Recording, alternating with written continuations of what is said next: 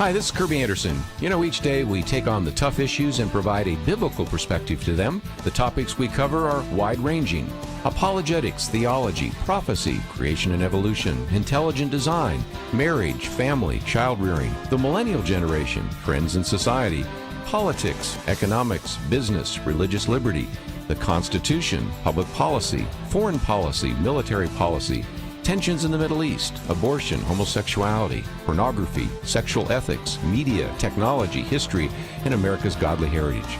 We talk about anything that affects your faith, your family, or your freedom. So don't go anywhere, because Point of View starts right now.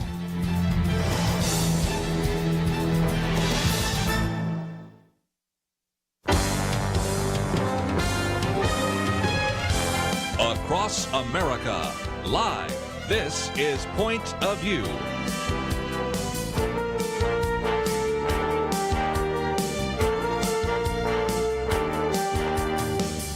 And now, Kerby Anderson. Thank you for joining me. It is the Thursday edition here of Point of View, and we certainly have a lot to cover over the next couple of hours. This hour, just want to focus time and attention on the media, on some of the news, on the pandemic, and again on any things related to an election that took place more than a month ago. And yet there are still news stories here. If you could see my desk, you see a good number of these pieces of paper all have to do with the election still. Can you believe that? Well, we'll get to that in just a minute.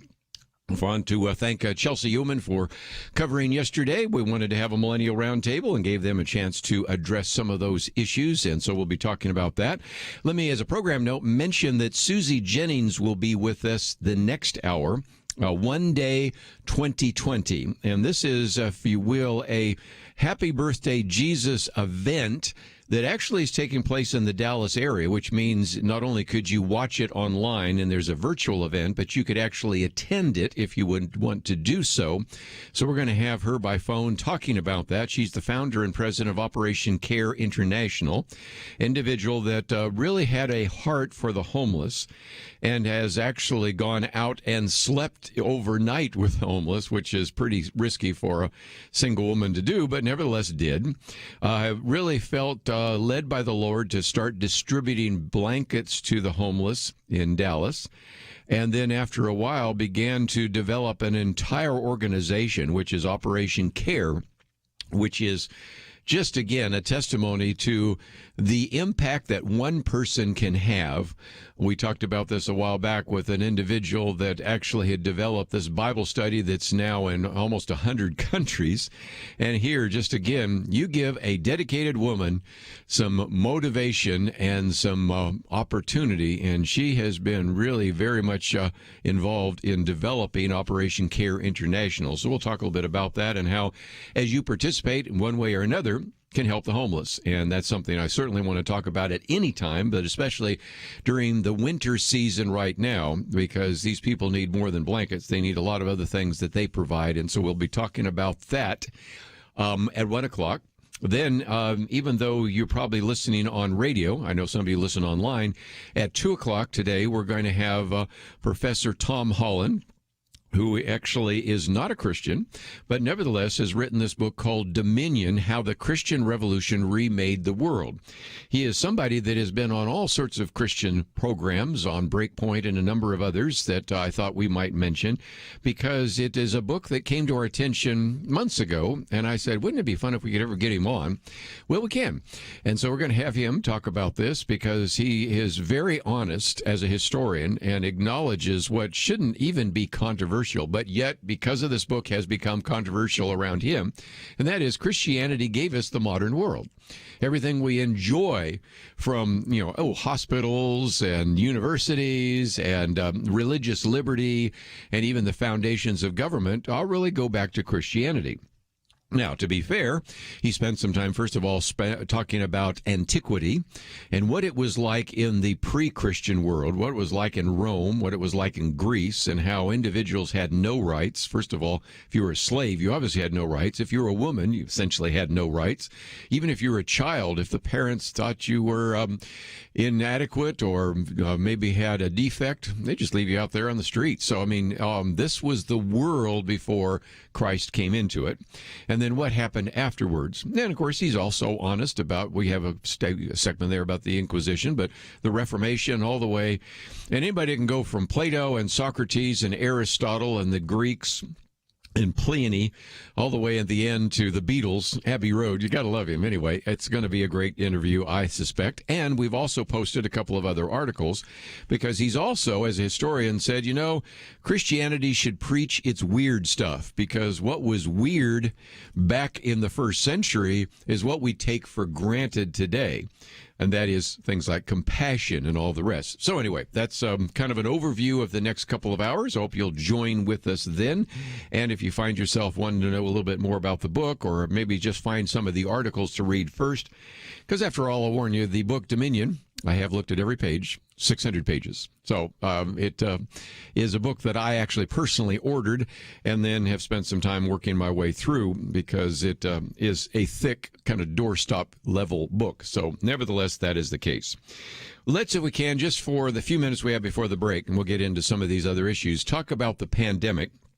And the first thing we have to see is that, as one of these articles illustrate, after weeks of holier-than-thou howling, the Thanksgiving surge is a no-show. They show this map on Tuesday before Thanksgiving showing the number of people traveling. And if you've ever seen those maps, they're fascinating maps because you can kind of see every plane up there. And you can see that the warning that came from all the healthcare experts and politicians was that indeed Thanksgiving is going to lead to this massive surge, coronavirus surge. Now, we're in the midst of a surge, but that surge was happening long before this. This would be a bump on top of a surge, if you can maybe imagine that in terms of a graph. And so the argument was being made at the time is that you should probably not spend any time together during Thanksgiving. And that is Anthony Fauci, even said, my Thanksgiving is going to look very different, adding that he didn't think traveling to see his family was worth the risk. Well, now he's been saying he's not going to go see his kids during Christmas. So that is the case. But granted that there were maybe a few less people traveling in 2020 compared to 2019, but almost the same traveling in 2020 as in 2018.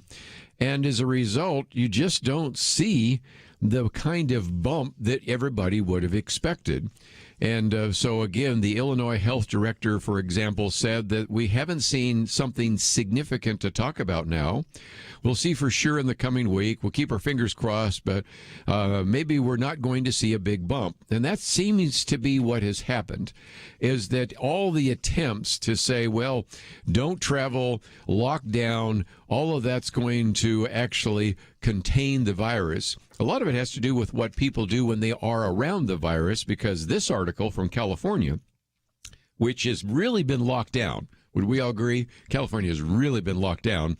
The country's largest and richest state is now the new epicenter of America's coronavirus crisis, with unprecedented surges of seriously infected patients threatening to overwhelm hospitals and overflow morgues, I should say. And the bottom line is that they have now posted more than 41,000 infections.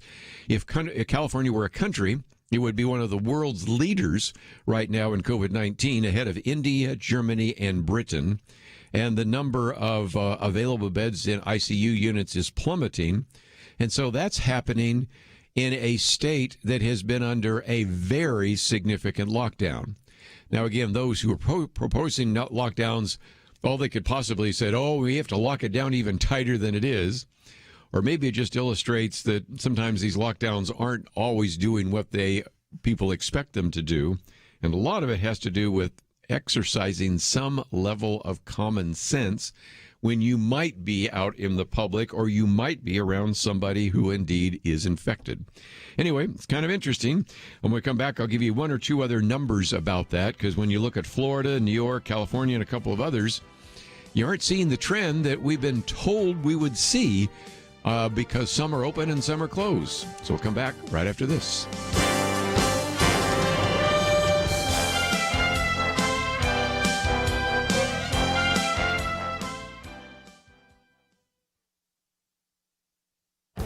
This is Viewpoints with Kerby Anderson.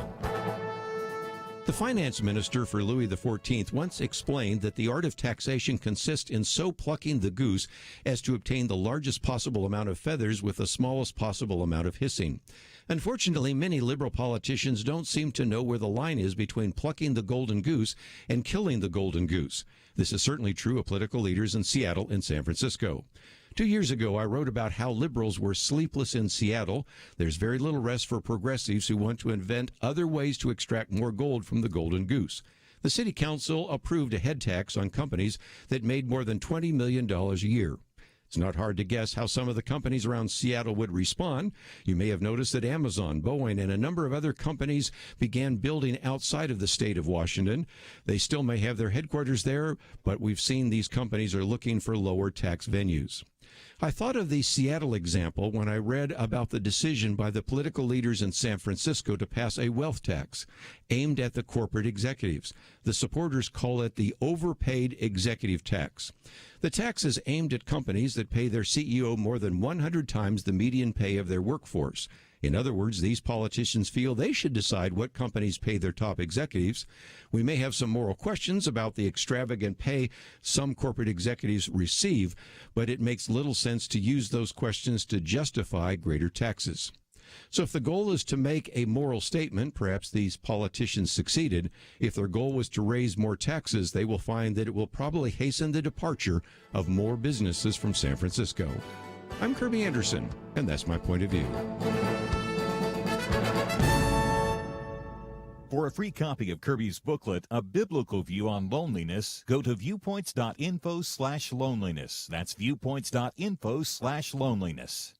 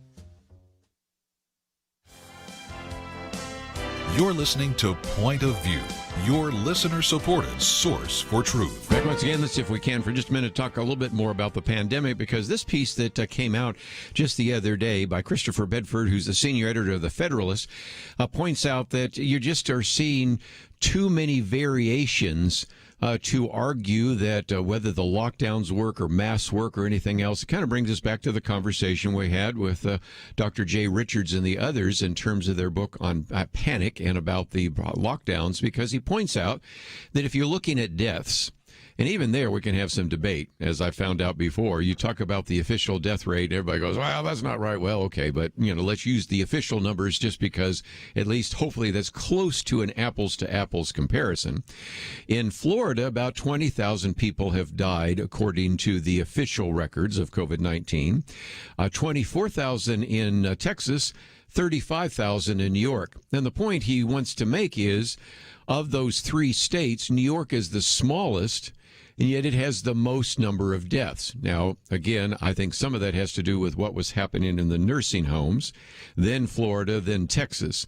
So when you start looking at the death rate per million, death rate per 100,000, whatever number you want to use, you are seeing that there's no necessary correlation, because I think we would agree that Florida is way open, Texas is pretty much open, and New York is like California and really closed down.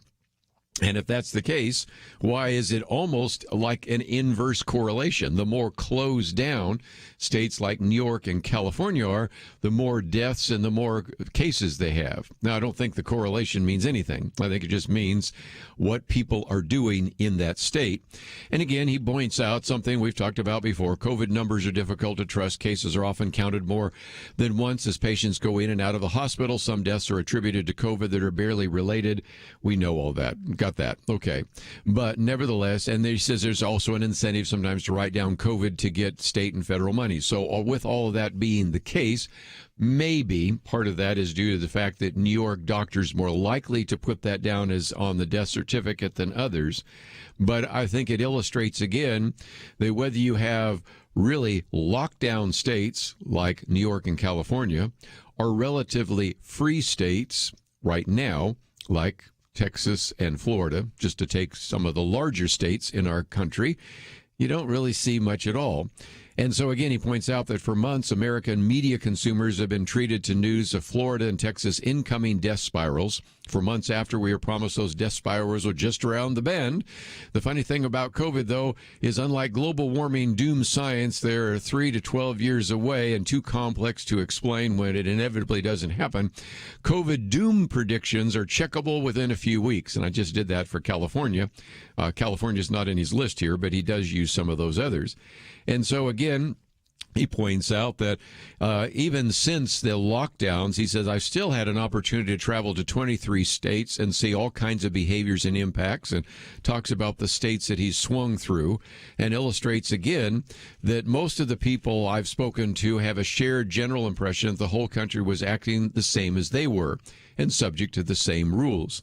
The funny thing is, in reality, I didn't have to travel from Washington, D.C. to Hillsdale, Michigan to remember what sitting at a bar felt like when just a 4-mile walk from my house to Maryland would have scratched that itch. Just now, blocks away on Capitol Hill's Lincoln Park, children as young as 2 are wearing masks while they walk with their parents. Meanwhile, across the river in Northern Virginia, few, if any, parents make their young children do the same. And so what he's pointing out is that we have some people that are obeying the lockdowns, others that are not. Some states that have very tight lockdowns, others that have very little. And if you're looking for any kind of correlation, I'm not finding it, and he wasn't finding it either. And so we'll keep watching this, but it just illustrates again that especially as we heard these dire predictions of this incredible surge and a bump on a surge that would happen after Thanksgiving, we're today, the 17th of December, can we say we're far enough past Thanksgiving to say we would have either seen it or not seen it? And while we do have surges in some places, California being the worst, which I just mentioned a minute ago, still not that much. And it illustrates again that this particular coronavirus, more than any other, seems to elude some of the easy predictions being made by some of the experts and even some of the so-called experts. But let's move on. Couple of interesting things. A very interesting piece that came out from Congressman Brian Babin, and he was talking about the fact that one of the scariest things he saw of the election was the voting dead.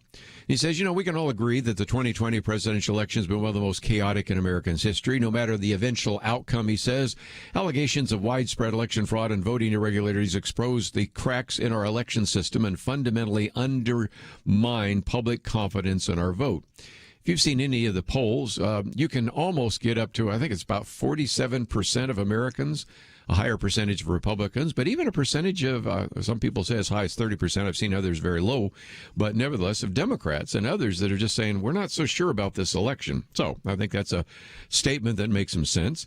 And a lot of people have lost faith, he says, in the integrity of our system. And he points out that our election system is riddled with inadequacies.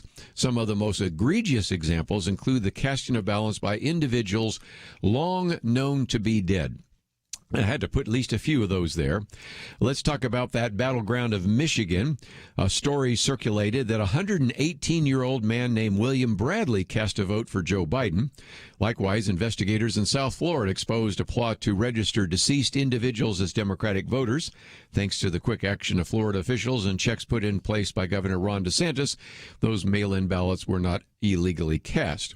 While the case of William Bradley had been found to be a clerical error and the fraud in Florida was prevented, the question remains, he says, why this was ever an issue in the first place.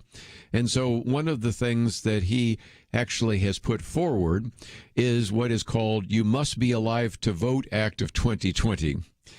Again, isn't it amazing that you even have to have a piece of legislation with this bizarre title? But okay. Brian Babham, actually, it's H.R. 8830. It has been introduced, obviously, since Congress is going to be reconvening. He'll probably reintroduce it again, and it'll have a different number. But the bill basically does this.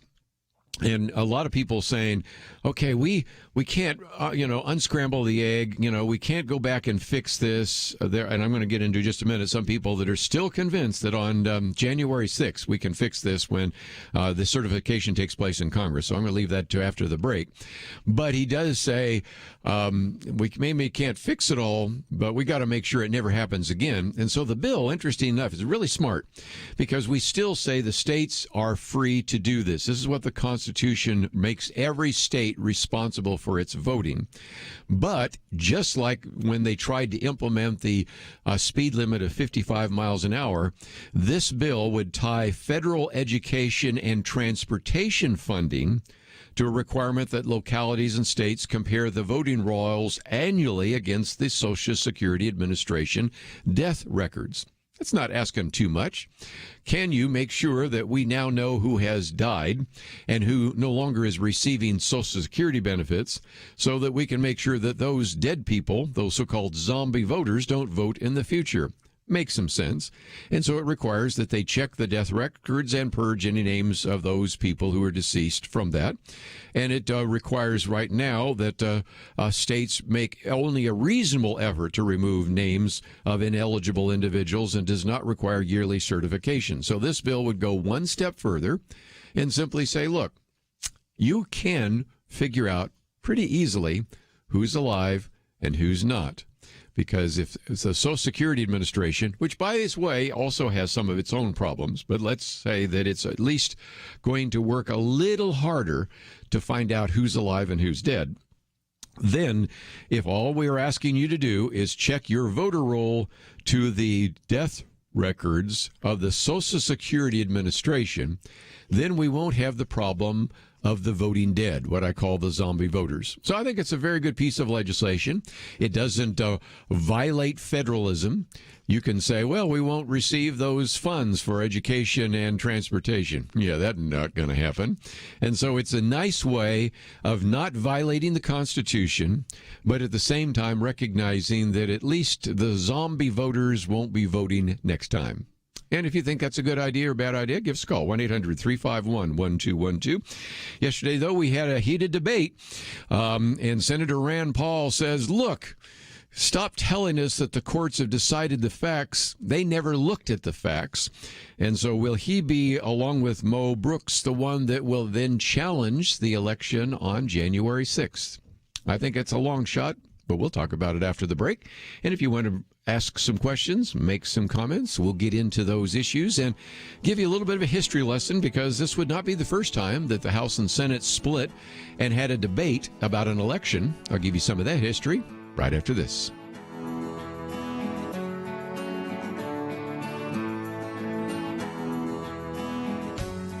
I am tired.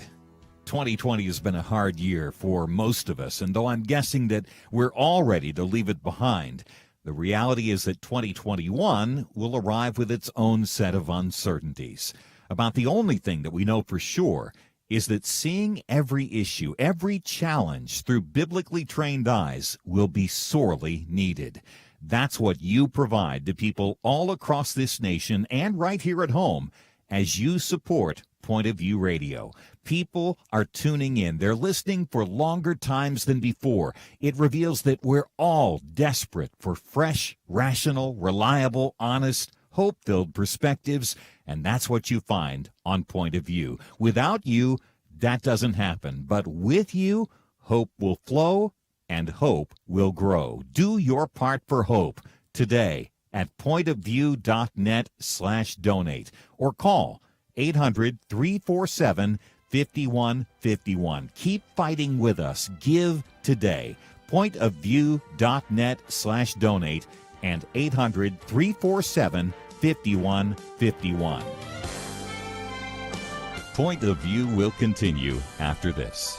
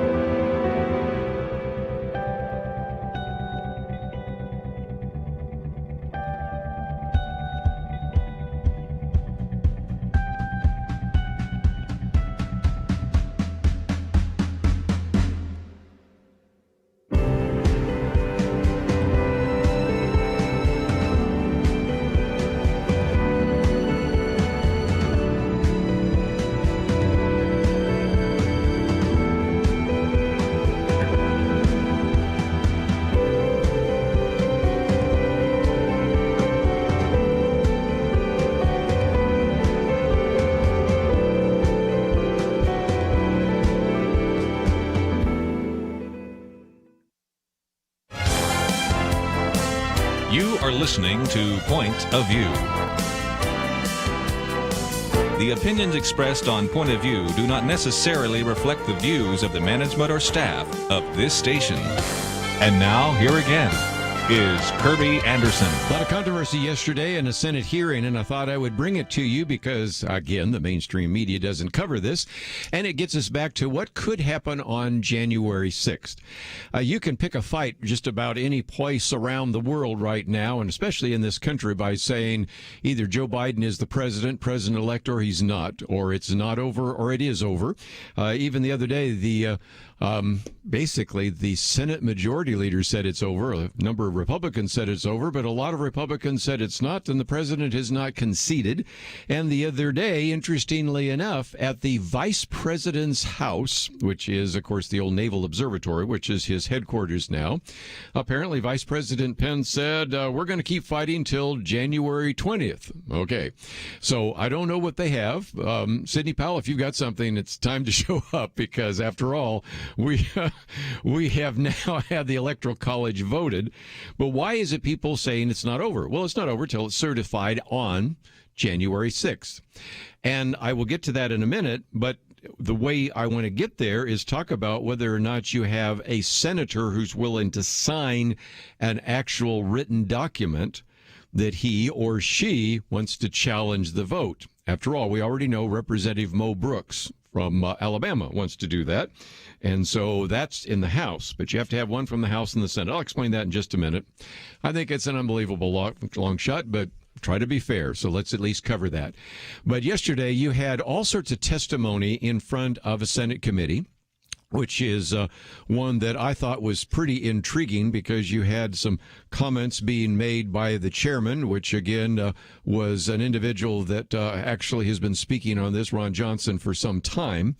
And then you had in the midst of this kind of just almost an explosion that came from Senator Rand Paul, in which after some testimony by Ken Starr, you might remember him. He was, of course, a former independent counsel during the Clinton administration and has been the dean, was in a Pepperdine Law School, and then, of course, a Baylor, a number of other things. So anyway, he came in and basically did a summary of the 60 different court cases that the Trump campaign has filed, most of which they have lost, but made the point that those that were rejected primarily for procedural reasons as opposed to their merits, which is at one point where Senator Rand Paul made the statement that really became the headlines. The courts haven't decided the facts. They never looked at the facts. He says the fraud happened, the election in many ways was stolen. The only way it can be fixed is in the future by reinforcing the laws. So you have some individuals that are in these committees that are simply saying, look, it's over. And Rand Paul's not sure it's over, but even if it is, we got to fix it for next time so this never happens again. Here's what Rand Paul says. I think it's important that we look at this and understand what courts are saying and not saying. The courts have not said this wasn't fraud. The courts simply didn't rule or hear about the fraud. We can't just say that it didn't happen, that 4,000 people voted in Nevada that were non-citizens, and we're just going to ignore it and say, oh, the courts have decided the facts. What he was dealing with is a testimony by Jesse Binnall, I think is how you pronounce Jesse's name, that more than 42,000 people voted twice in Nevada. That's interesting. Along with 4,000 non-citizens who voted in Nevada. And so Binnall also alleged in court that were 20,000 votes were found to have voted without a Nevada mailing license or address, and 2,468 votes had changed their address to another state. And so you start doing the numbers, Joe Biden won in Nevada by 35,000 votes. So that's what he was referring to, that 4,000 who were not even citizens and all that. And so anyway, back to Rand Paul, he said the courts have not decided the facts. The courts never looked at the facts. The courts don't like elections. They stayed out of it to find an excuse, standing or otherwise, to stay out of it, which is true. One of the things we talked about with Jeremy Dice right after the election is it's a high bar. That's a high bar that Ted Cruz talked about. So it's not necessarily people on the other side. It was Ted Cruz saying, it's hard for a judge or a justice in the Supreme Court to say all these people that voted, we have to disallow all their votes. Or even if we say, okay, we have 42,000 people that voted twice, we don't know who they voted for. So The old line is, the horse is out of the barn. Ken Paxton's line, the genie's out of the bottle. Can't unscramble an egg, whatever metaphor you want to use. Another one that was in the testimony was James Tropus. He was actually talking about what happened in Wisconsin, and he says basically that the various issues of fraud were substantive, documented. Yet a court takes the Biden line that we're not going to talk about it. He says one of the reasons people don't trust the outcome. He said about 3 million people properly voted in Wisconsin, but during the recount, 200,000 of those 3 million illegal votes were discovered. And of course, like I said, Sidney Powell is still wanting to actually file some election fraud cases, but, that's all about the Dominion voting system. That went on for a while, but you knew there was going to be a pushback, and it came from Senator Gary Peters, who's a Democrat from Michigan, and he charged that the hearing on election irregularities was dangerous because it was purveying disinformation. Well, at that point, the chairman, who's a Republican, Ron Johnson from Wisconsin, he said, he'd kind of had enough. He said, I just have to talk about Russian disinformation because the people peddling it are not on my side of the aisle. He said, it's just galling. I have to point out that the purveyors of Russian disinformation, Hillary Clinton's campaign, the DNC, the Steele dossier, the ranking members, Peters, accusing Senator Grassley and I of disseminating Russian disinformation, that's where the disinformation is coming from, the lies and false allegations. So, if nothing else, they ought to just broadcast this, sell some popcorn, because it got to be pretty contentious. And the focus here was pretty much not on trying to overturn the election. Maybe if they have these conversations after Joe Biden's sworn in, maybe it'll get better. But there are just so many people that just want to say move on when we have pretty good evidence, as Rand Paul points out, that these cases which were dismissed on procedural reasons, not because there wasn't fraud. And there are ways to solve that. I just mentioned one. If you're sitting here saying, what do you have as an idea? Well, one of them is not to have dead people vote. And there's a very simple way to actually check that. But it brings us to the last hope that many people have had, and that is, what about the possibility of an election challenge on January 6th?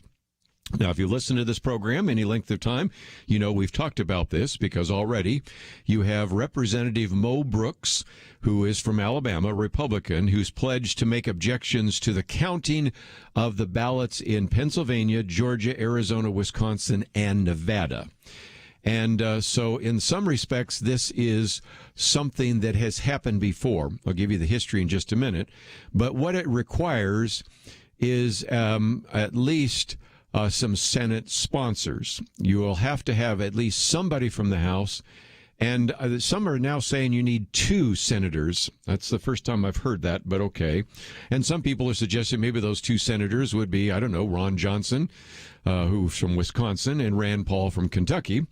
Everything I heard in that hearing seems to indicate that they might be willing to sign on. So, get out your popcorn. Here we go again. And, of course, how does it work? Well, we don't have to guess because, interestingly enough, we had a rerun or a preview, I guess is a better way to say it, last time. And that is where there were objections that were brought by Democrats of seating and certifying the electors for Donald Trump. Maxine Waters was one of the leads in doing that. And at that time, the sitting vice president, Joe Biden, isn't this interesting how this works out, said, no, it's over, it's over. This time, of course, the vice president will be Mike Pence. He will preside over the counting, and that might be something he will do. It might not, because I have this article from Jeremy Meyer that's in The Hill. Jeremy Meyer, by the way, is a professor at George Mason University. But I have another article here that came out in which it says that the day after the January 6th certification, Mike Pence is going out for an overseas trip. Well, that would sound like he's saying, okay, it's over.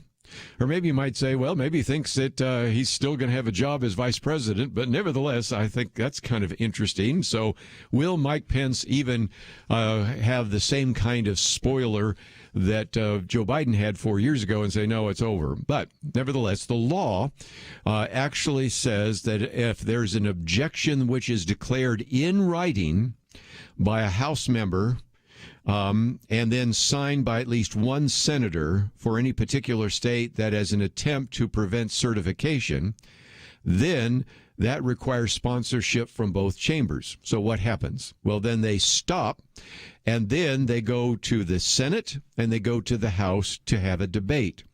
I've always heard that the debate happens for 2 hours. I just learned today that the debate could happen on each one of the objections. So think this through. You could have objections for all 5 states. Maybe it's 10 hours. When we come back from the break, you might say, well, has this ever happened? Well, yes, it has. And I'll give you some history about that right after this.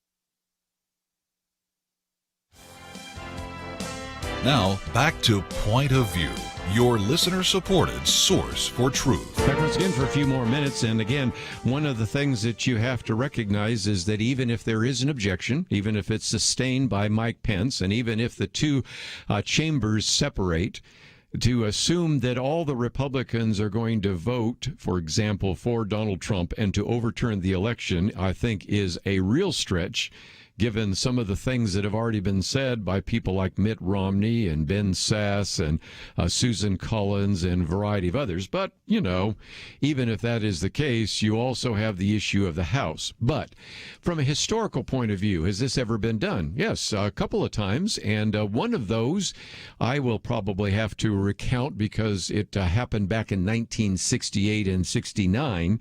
And that is in 1968, you had Richard Nixon defeat Hubert Humphrey, but it was a rare situation in which neither had the majority because you had a third-party candidate by the name of George Wallace running as an independent. And so that was, again, one other very close election. We had a very close election in 1960, which some people wonder if Richard Nixon really won, but anyway, John Kennedy became in. And then, of course, you had just the reverse of that, Richard Nixon. And so in 1969, when they met in January, Representative James O'Hara from Michigan, a Democrat, and Senator Ed Muskie, a Democrat from Maine, actually who had been Humphrey's vice presidential running mate, objected to, in writing, to counting the vote of an elector from North Carolina who'd voted for Wallace even though Nixon had won the state. So that's where you had the faithless electors. We've had a few of those, by the way, and I won't get into all the details there.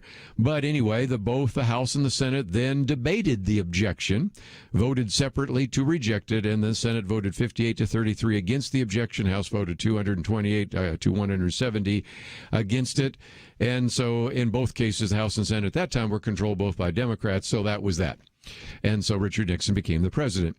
You have something similar, but it was even more of a dust-up than a real flap, and that happened in 2005. You might remember when George W. Bush was running for re-election against John Kerry, there were some alleged voter irregularities in Ohio. And if I can remember right, I think George W. Bush won by 50.8% of the vote. So again, it was very close in Ohio.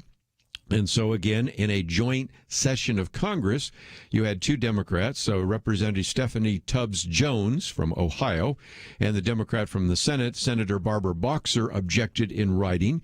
So, again, both the chambers withdrew from the joint session to consider the objection, and the House and Senate in separate votes each rejected that objection. The Senate voted 74 to 1 against the challenge.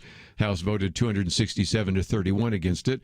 And in that case, Republicans control both the House and Senate. So we've had that in the past. Will we have it again?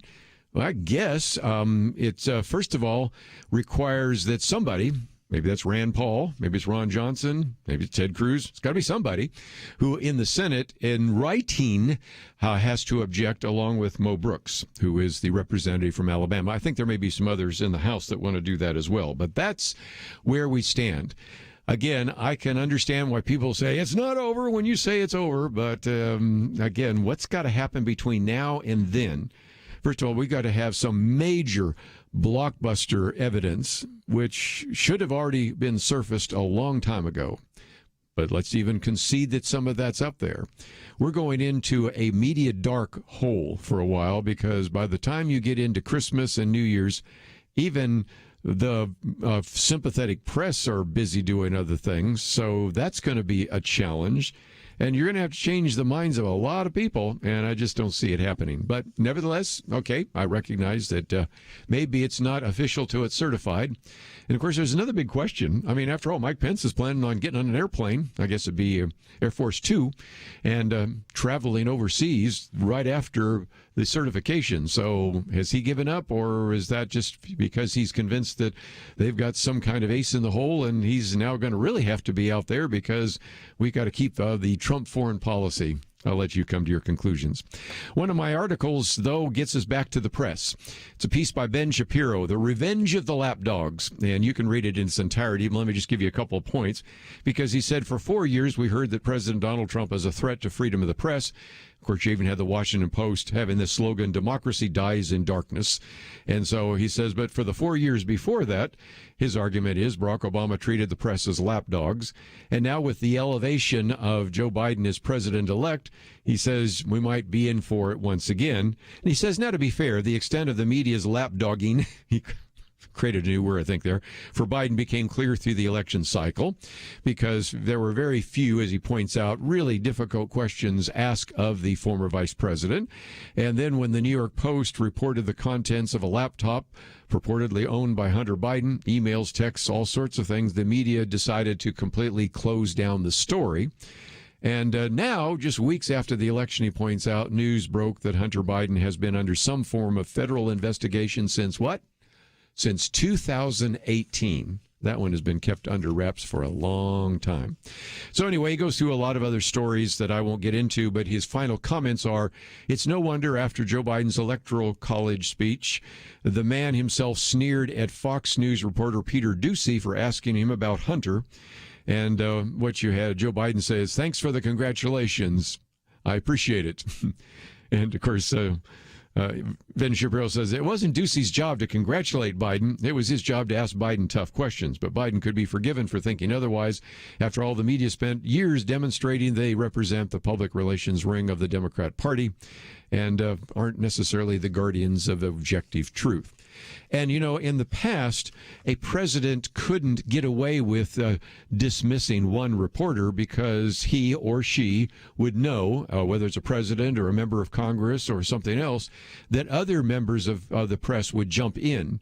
But this is, again, one of the illustrations of this sort of lapdogginess, if you want to use Ben Shapiro's phrase, that when an individual like Peter Doocy with Fox News asks about Hunter Biden and they just dismiss him, nobody else is going to ask the question. And that's not the role of the press.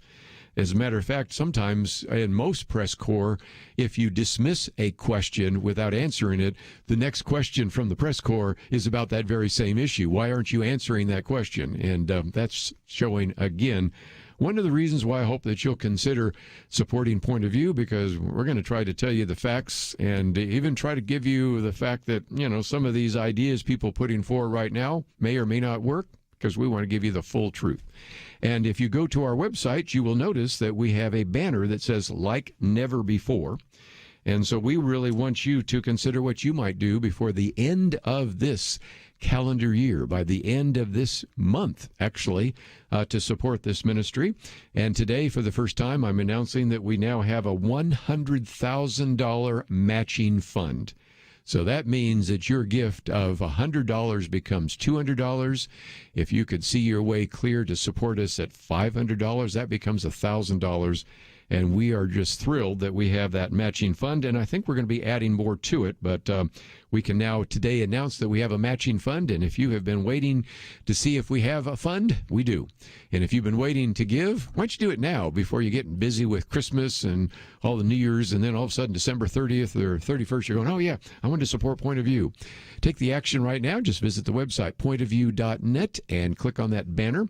You'll find my Viewpoints commentary today is about taxes and the golden goose. I'll talk more about that a little bit later, but it is an illustration, again, about how some are convinced that they can just keep plucking the goose and eventually even killing the golden goose and not recognizing what they are doing, and why so many people are running away from, moving out of high-tax states. And so we'll talk about that a little bit later.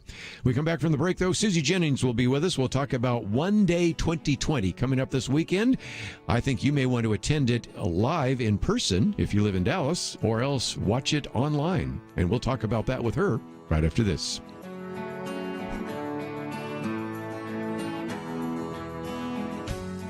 I am tired. 2020 has been a hard year for most of us, and though I'm guessing that we're all ready to leave it behind, the reality is that 2021 will arrive with its own set of uncertainties. About the only thing that we know for sure is that seeing every issue, every challenge through biblically trained eyes will be sorely needed. That's what you provide to people all across this nation and right here at home as you support Point of View Radio. People are tuning in. They're listening for longer times than before. It reveals that we're all desperate for fresh, rational, reliable, honest, hope-filled perspectives, and that's what you find on Point of View. Without you, that doesn't happen. But with you, hope will flow and hope will grow. Do your part for hope today at pointofview.net/donate or call 800-347-5151. Keep fighting with us. Give today. Pointofview.net/donate and 800-347-5151. Point of View will continue after this.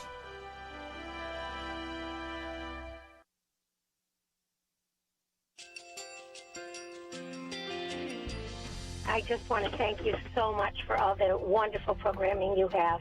You're just absolutely fantastic. I recently started listening to Point of View, and I really found it interesting because of the different subjects you cover. Thank you for that. I really appreciate everything that you do in keeping us informed. Thank you, Kerby, for everything that you have been doing. I appreciate all the work that you're doing, advocating for the Word of God. Thank you so much.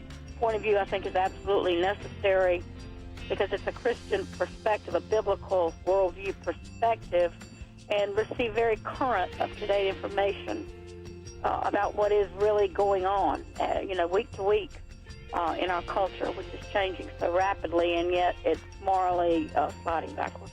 Yeah, I'm just, first of all, I thank you guys. Y'all's program is wonderful, and enjoy it every day. I learn so much every time I listen to it.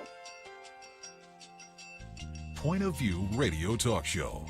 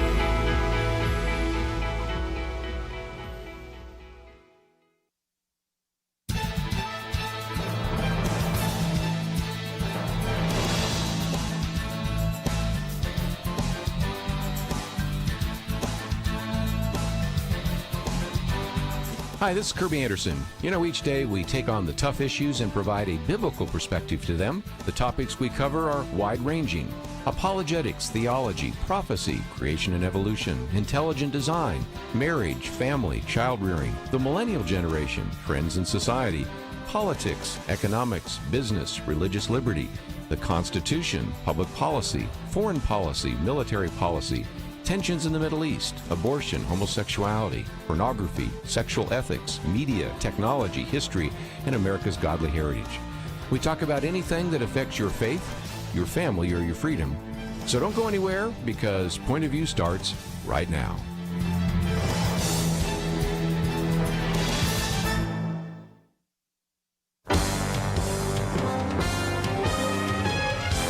Across America, live. This is Point of View.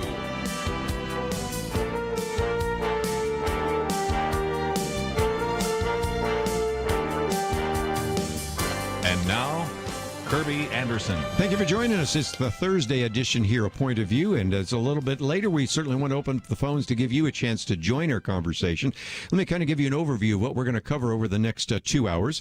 Just a minute, we're going to talk to our good friend Susie Jennings. It's been a while since we had her on, and there is an event that you need to know about that will be taking place on Saturday, oneday.2020 or oneday2020.org.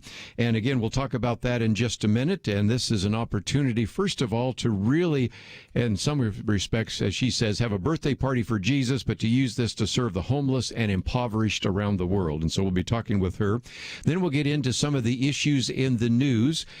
Quite a contentious interaction yesterday in the U.S. Senate about voter fraud and a number of other things. Senator Rand Paul, for example, was arguing that the courts haven't decided the facts. They never looked into the facts, and we'll get into some of that. What that might mean in terms of an election challenge that might take place January 6th. So that will be some of what we'll cover this hour. Next hour, we wanted to also bring to the microphone an author of this book, Dominion, How the Christian Revolution Remade the World. It is a book that a lot of people have been talking about. I bought it at least weeks ago, if not months ago, and have been reading through it and wanted to get him on. And so he's consented to join us because, again, we'll talk about the influence of Christianity in the modern world, and I think you will be encouraged by that as well.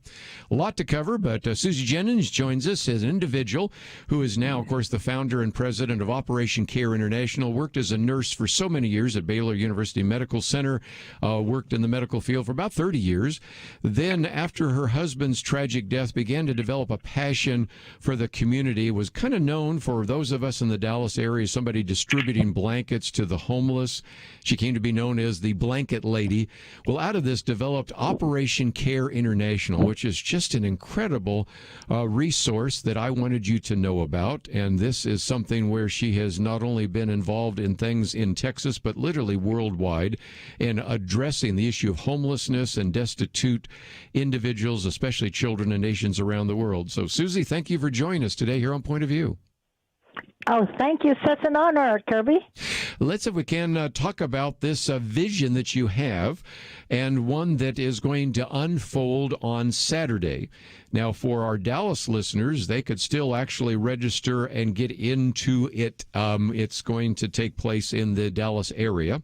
But for all of our listeners nationwide, they can go and register for the live streaming. But this is a vision that I know you've had for some time, because you and I have talked about it off air, for really reaching out and having, if you will, a birthday party for Jesus. Tell us more.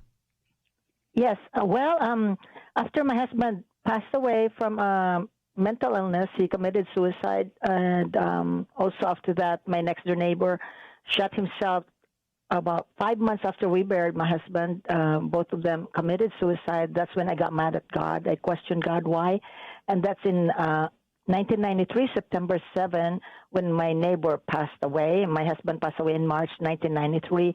And when I got mad at God, I questioned why. And the same night when my neighbor passed away, that night God gave me a dream. I was sleeping, and the dream was I was knocking at my neighbor's doors, telling them about Jesus. The next day I woke up, I said, I'm going to choose joy, because I know there was something about the knocking in my neighbor's doors, telling them about Jesus. So the next day I woke up, I said, Lord, what can I do for you? because David was missing. My late husband was missing for a month before he was discovered. And during that time when I was really not knowing where my husband was, the Lord gave me the verse in Psalms 30, verse 5 that said, weeping may endure for a night, joy comes in the morning. So I was thinking like, I have to choose joy. Instead of getting mad at God, I decided to choose joy.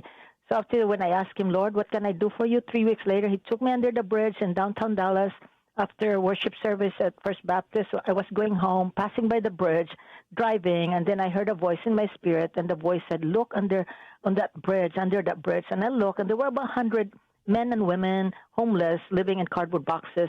And the voice in my heart said, go under the bridge and help the homeless. And I said, no, not me. Those are crazy people. They are homeless. I could not stand them. They are lazy bums.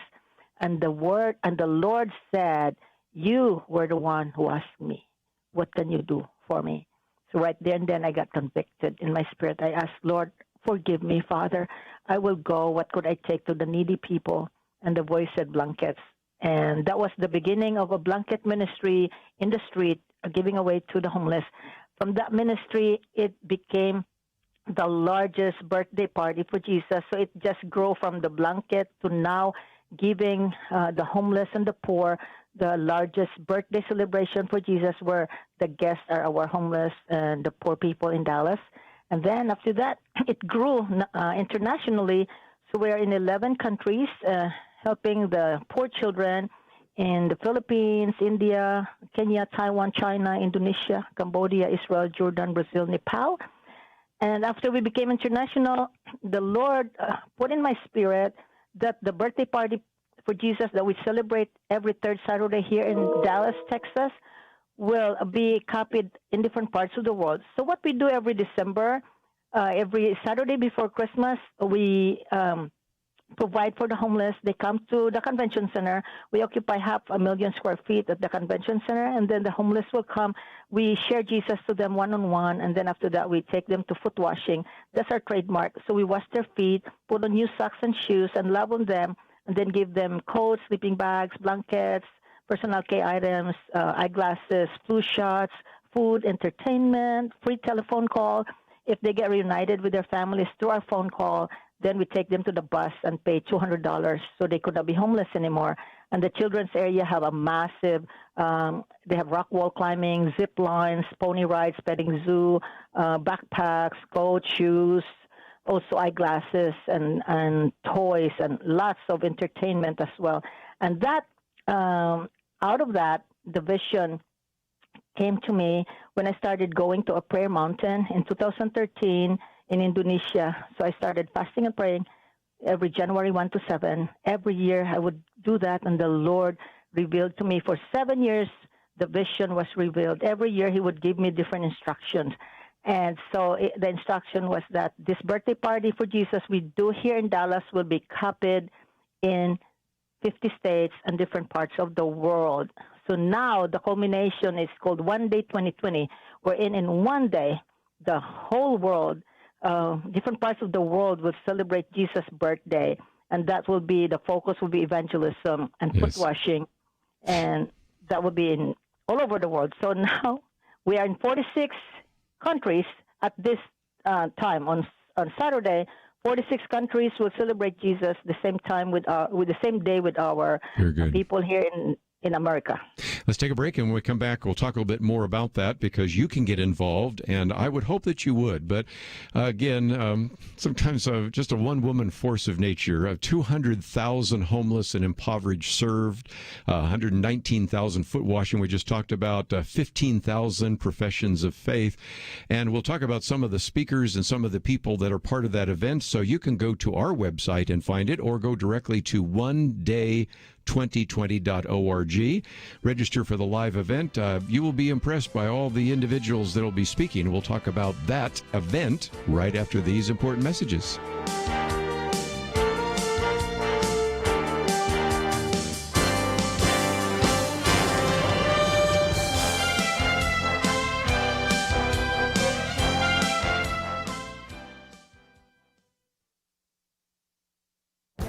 This is Viewpoints with Kerby Anderson.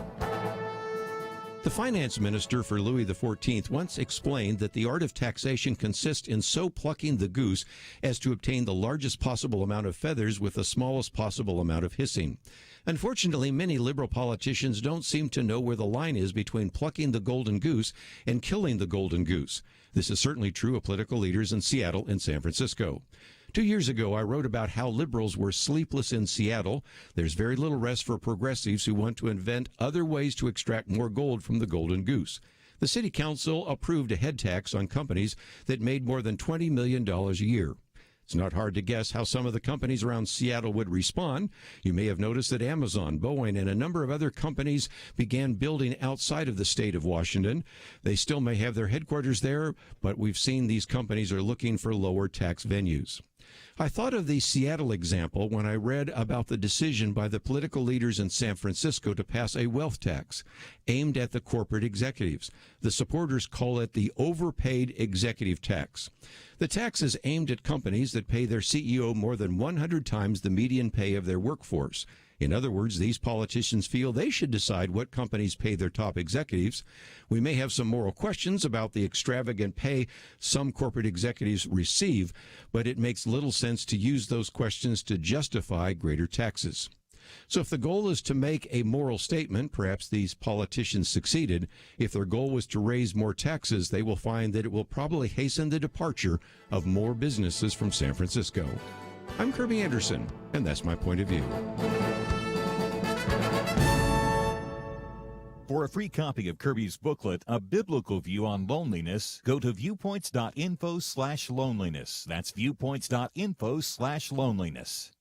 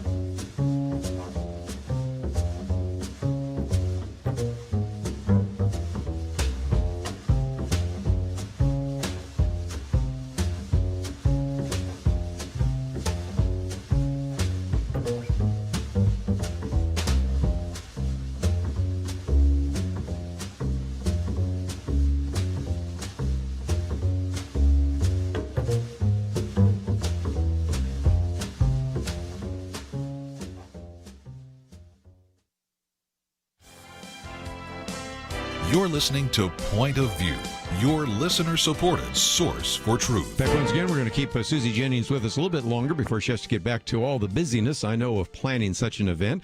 But let's talk about some of the people that will be speaking, because Susie, obviously you will. Ron Hall's been on this program with us, will be there. Kyle Martin's been with us, Nikki Cruz, Kevin Sorbo. This is just a great event for our listeners in Dallas. They could actually go to the event, but for most of our listeners in all the other states and outside of even the Dallas area, they can actually participate online. So tell us a little bit more about what the event will be like and how people can participate. Well, we still have some tickets left. These are limited seating are available, but we still have some because of this pandemic. It's kind of hard to get people there. But this is such an amazing event with, as what I said, with as what you said, with Nikki Cruz, Kevin Sorbo. And this will focus really just in evangelism, because when the Lord gave me this vision before, he said, in the third year when I was in South Korea, Prayer Mountain, the Lord said, you're going to have an evangelistic event on the evening, after the birthday party, in the morning serving the poor and the homeless. In the evening, there will be a celebration with different evangelists that would lead the event, and that it will be all over the world. So it will be live stream on that night, plus Trinity Broadcasting Network will also film it. And by the way, TBN also will feature Operation Care on their prime time, December 24, Central Standard Time will be at 6 p.m. It will be featuring an hour of Operation Care, the life of Operation Care in the past 17 years. That's what we have been doing, serving the poor here in Dallas and doing this birthday party for Jesus. And also as what I said, we are in 46 countries and also almost 20 states. And not only that, we gave away money to the 9 states. We gave them $10,000 per state, so they could buy shoes, because foot washing is the trademark of Operation Care. And then we also funded 46 countries all over the world. Amazing. We gave money, 10,000 for some. We have different countries that are not rich. These are like communist countries, and I could not say the name of this country. I mean, the most unbelievable countries. We have people in that country that would serve the children and then share Christ. It is so unbelievable, and this is just the beginning of a 3-year movement. So hopefully in the 3rd year, 2022, 50 states and 239 countries will join forces. I am even amazed that we have 46 countries in the midst of pandemic, that 46 countries are joining with us. Cuba, Chile are joining. They sent pictures. Israel, they sent us pictures of their shoes that they bought in preparation for their party this Saturday. It is unbelievable what God is doing. And this is all about evangelism. The Lord spoke to me last week. He's told my spirit, he said, I only want you to focus on that one day, on this one day, 2020, one thing. It's all evangelism. Meaning this is all about reaching the world for Christ. Then we could show the world how Christians celebrate Jesus, and then we could tell the gospel, we share the gospel all over the world in different parts, and then people will come to know Christ. So we are preparing the way of the Lord's coming, and that's what I believe the call for this ministry. Again, we've got all sorts of great information there. Let me just mention, I mentioned Ron Hall's name, and you might say, who's he? And he's been on the program with us, first when his book came out, and then, of course, when the movie came out, Same Kind of Different as Me. And, of course, he has been so supportive and so impressed by all the things that Susie Jennings has been doing. But in the few minutes we have before I let you go, let's talk about how people can support you, because during this year with the pandemic, you and I have talked off the air, it has sort of affected the ability that you've had to reach out to the homeless. But in some respects, it also has increased the need even more. When we go to other countries, we see this is devastating. I mean, for some, certainly this pandemic has been devastating if you've lost a loved one. But for many of us, it's been an inconvenience. It's been difficult. But for people that are day laborers who are already homeless and now can't even depend on the good graces of individuals that might support them, this has just been catastrophic. So I would encourage people to, first of all, find out about Operation Care. Number 2, I hope they can watch the live streaming. But number 3, I hope they might support your ministry, because the need is greater than ever, isn't it? Yes, actually, the city of Dallas shut us down in our event. We usually have 10,000 to 15,000 people. So this year we could not do our event at the convention center, but the Lord have multiplied what we're doing. We are doing a drive-through with different shelters coming to our warehouse. So we have 38 shelters, listed shelters and ministries. And last year we served 6,000 homeless and poor at the convention center for the birthday party. This year we are serving 21,400, almost quadrupled. So God blessed us still. And then we have also a little party at Union Gospel Mission to serve the homeless there with foot washing, and like a mini little party just like at the convention center.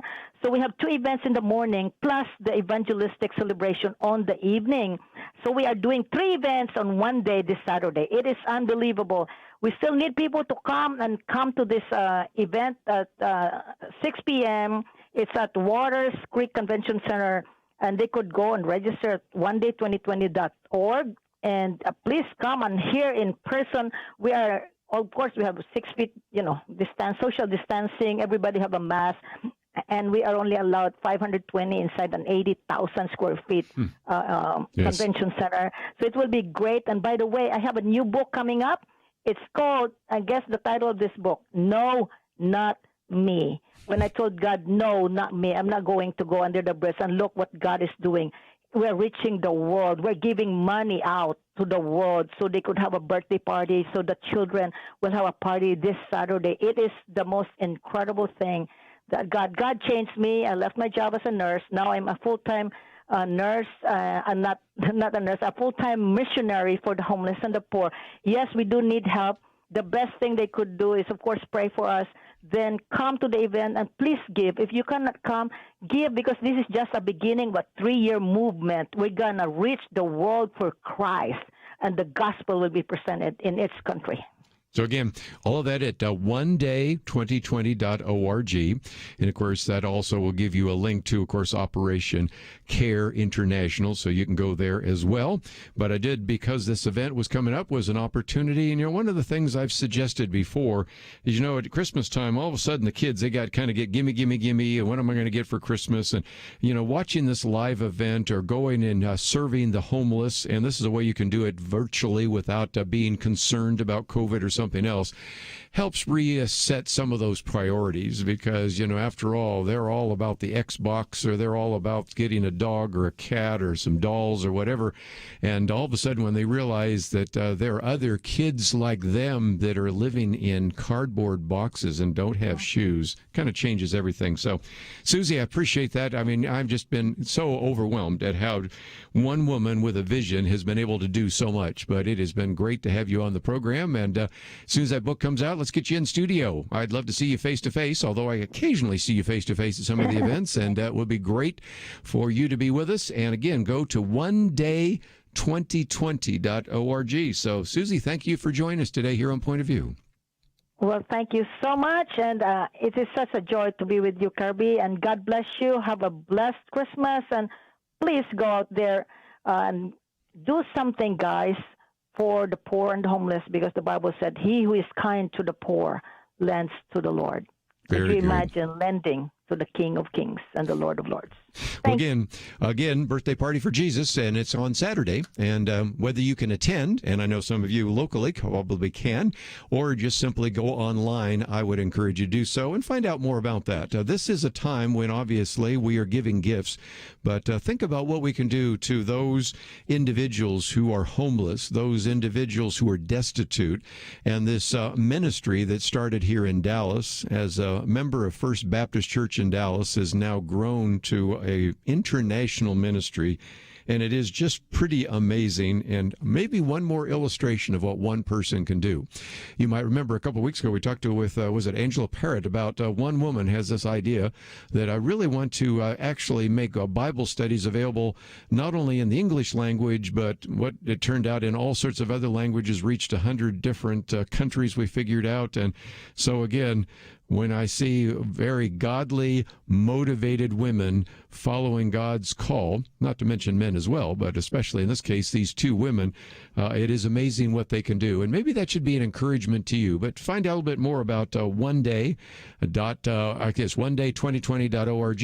And if you want some more information, of course, that's at our website, pointofview.net. Let me also mention that as we're coming to year end, we also encourage you to consider what you might do to support this ministry. And before this hour is up, I want to talk a little bit about the fact that now we even have a $100,000 match. So if you've been thinking about supporting Point of View, now every dollar is doubled, and you can find that out by going to our website, pointofview.net. We'll be right back. I am tired. 2020 has been a hard year for most of us, and though I'm guessing that we're all ready to leave it behind, the reality is that 2021 will arrive with its own set of uncertainties. About the only thing that we know for sure is that seeing every issue, every challenge through biblically trained eyes will be sorely needed. That's what you provide to people all across this nation and right here at home as you support Point of View Radio. People are tuning in. They're listening for longer times than before. It reveals that we're all desperate for fresh, rational, reliable, honest, hope-filled perspectives, and that's what you find on Point of View. Without you, that doesn't happen. But with you, hope will flow and hope will grow. Do your part for hope today at pointofview.net/donate or call 800-347-5151. Keep fighting with us. Give today. Pointofview.net/donate and 800-347-5151. Point of View will continue after this.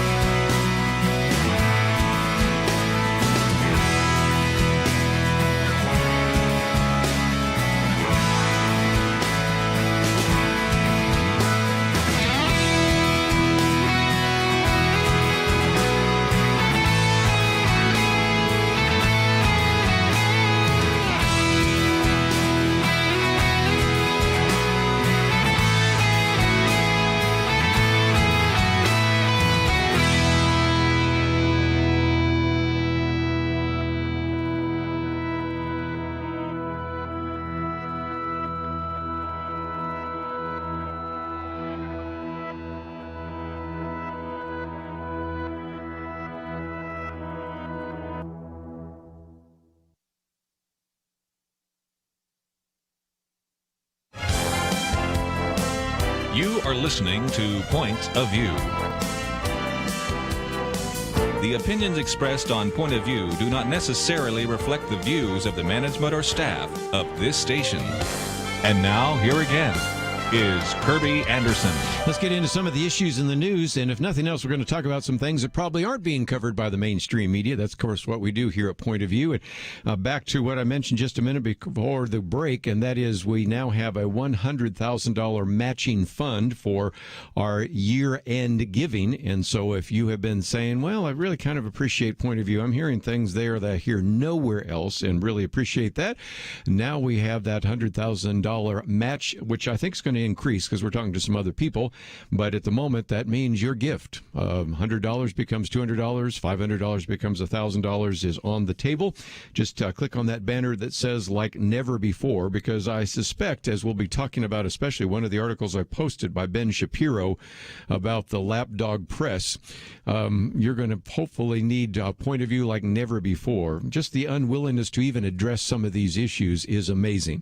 But to their credit, a few United States senators decided to indeed address this issue of voter irregularities.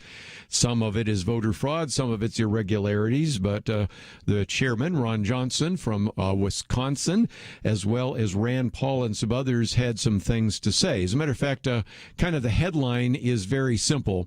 Rand Paul, a Republican from Kentucky, senator, said the courts haven't decided the facts, they never looked at the facts. What he was talking about is a testimony that was given by Ken Starr. You might remember him. He was independent counsel during the Clinton administration, has been a dean of law schools and all sorts of things, pointed out that of the 60 court cases brought by the Trump campaign and their allies, most of those were rejected, and all of those that were rejected primarily on procedural reasons as opposed to the merits. And so the argument that Rand Paul said is the fraud happened. The election in many ways was stolen. The only way it'll be fixed in the future is by reinforcing the laws. This was all about looking at, if we can't fix what happened in the past, can we at least fix it for the future? I'm going to give you some suggestions of what can be done in just a minute, but let me again continue to quote from Rand Paul, because he went on for some time. He said, I think it's important that we look at this and understand what courts are saying and not saying. The courts have not said there wasn't fraud. The court simply didn't rule on or hear about the fraud. We can't just say it didn't happen when 4,000 people voted in Nevada that were non-citizens, and we're just going to ignore it and say, oh, the courts have decided the facts. By the way, you wonder where he gets those numbers. There was a testimony yesterday by one of the attorneys, Jesse Binal, who testified that more than 42,000 people voted twice in Nevada, along with, 4,000 non-citizens.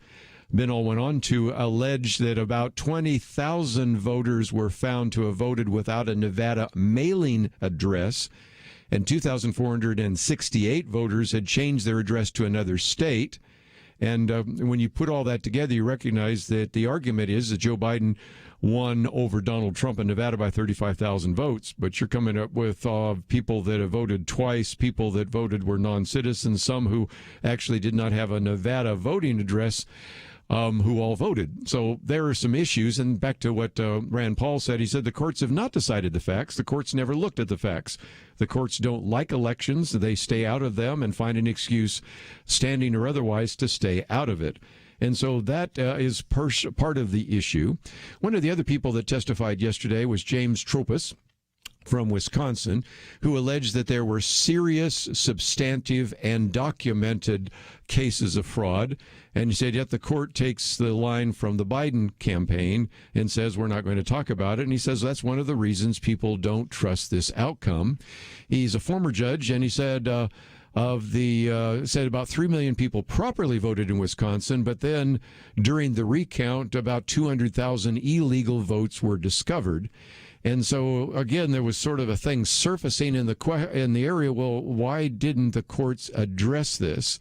And Tropus went on to say, well, you have to acknowledge that the court system has been deeply intimidated by the left, just as the lawyers have been intimidated. And he said this is a sad state of affairs, where the chairman, Ron Johnson, noted that the storefronts in many locales in various cities prior to the election were boarded up, and they didn't board up those windows in anticipation, he said, of a Biden victory. So, again, this particular article goes on to talk about some of the other things being brought right now. A lot of those come from Sidney Powell. And if indeed there's going to be any change, because we're going to talk about January 6th in just a minute, we're going to have to see him pretty quickly here. But that went on for a while. But then, as you might imagine, there was pushback. And so one of the ranking members, that would be Senator Gary Peters, Democrat from Michigan, charged that holding such a hearing like this about election irregularities was dangerous because it was purveying disinformation. Well, that didn't go over so well with the Republican chairman, Ron Johnson, who said, wait a minute, I just have to talk about Russian disinformation because the people peddling it are not on my side of the aisle. The senator went on to say it's just galling, and I have to point out that the purveyors of Russian disinformation, that'd be Hillary Clinton's campaign, the DNC, the Steele dossier, the ranking members of Peters, including accusing Senator Grassley and I of disseminating Russian information, that's where the disinformation is coming from. And so, if nothing else, there is a real concern on the part of many people to say, we've got to address this. If we can't fix it this time, can we fix it in the future? And so you might say, well, what are some solutions being proposed? Well, one of those being put forward by Representative Brian Babin is House Resolution 8830, which has the provocative title, You Must Be Alive to Vote Act, because he points out that we have very, very clear examples of people that have voted that are deceased. Probably the classic one that everybody loves to use is a man by the name of William Bradley, an 118-year-old man who voted in Michigan. No, he didn't. He died long before. So the bill, I thought, was very wise to suggest that what they can do is at least kind of give a carrot and stick. That is, encourage states to do the right thing, and the stick is this. The bill ties federal education and transportation funding to a requirement that localities and states purge their voter rolls annually against the Social Security Administration's death records and purge any names of people found to be deceased. Sometimes the argument is, well, it's just too hard to clean up the voter rolls. Well, then if you want to receive funds from the federal government, education funds, transportation funds, this has been done before to encourage states to have, back in the old days, a 55-mile-an-hour speed limit. If you want to get transportation funds, you have to have a 55-mile-an-hour speed limit. Of course, that's been revoked, but here's the same thing, just simply saying, if you want to receive funds from the federal government, glad. You don't have to, but if you want to receive them, then we need you to clean up your voter rolls by checking your voter rolls with the death records of the Social Security Administration. Those aren't perfect, but they're going to be a lot better than what we have on the voting rolls right now. But will this be challenged in January? Maybe. First of all, if you're not familiar, we've talked about this the other day, the challenge comes when both the House and the Senate convene January 6th. You have to have one member of the House. That's already very obviously Representative Mo Brooks, who from Alabama has already said that he is going to object to the counting of battleground states in Pennsylvania, Georgia, Arizona, Wisconsin, and Nevada. But you also need a senator. And could that senator be Ron Johnson from Wisconsin? Could that senator be Rand Paul from Kentucky? Could that senator be Ted Cruz from Texas? Maybe. If that is the case, then we would actually have the two particular groups, the one in the House and one in the Senate, actually meet for 2 hours on the objection. I just learned today, though, that each objection could get 2 hours. So if you look at 4 or 5 states, well, that could be a debate of 8 to 10 hours, but then they will come together and actually vote. When we come back from the break, I want to talk about, has that ever happened? Well, yes, it has. It's happened twice in recent memory. And will it happen again? That's the big question. Because after all, Vice President Mike Pence could be in the position of simply saying, no, it's over. That's what former Vice President Joe Biden did 4 years ago when there was a challenge from the floor in which he set that aside from one of the challenges that came from one of the Democrats. But would, in this case, Mike Pence actually preside over this discussion and debate? And, of course, we already have seen that Mike Pence is planning, after the certification on the 6th, to go on an overseas trip. Now, is that because he's convinced that this will actually rule in favor of Trump Pence, or is it because he's already given up? But anyway, we'll come back from the break. And I'll just at least give you a history lesson. Has this happened before? Yes, it happened twice. Once with the Nixon victory, once with the George W. Bush victory. And then we'll get into some of the articles I've posted. One on Revenge of the Lapdogs, and then one also on President Trump, promises made, promises kept. A couple of pieces we've posted on the website for you to read. And the next hour, of course, we'll have Tom Holland with us as we talk about how Christianity has had such a profound impact on Western culture. All that coming up right after this.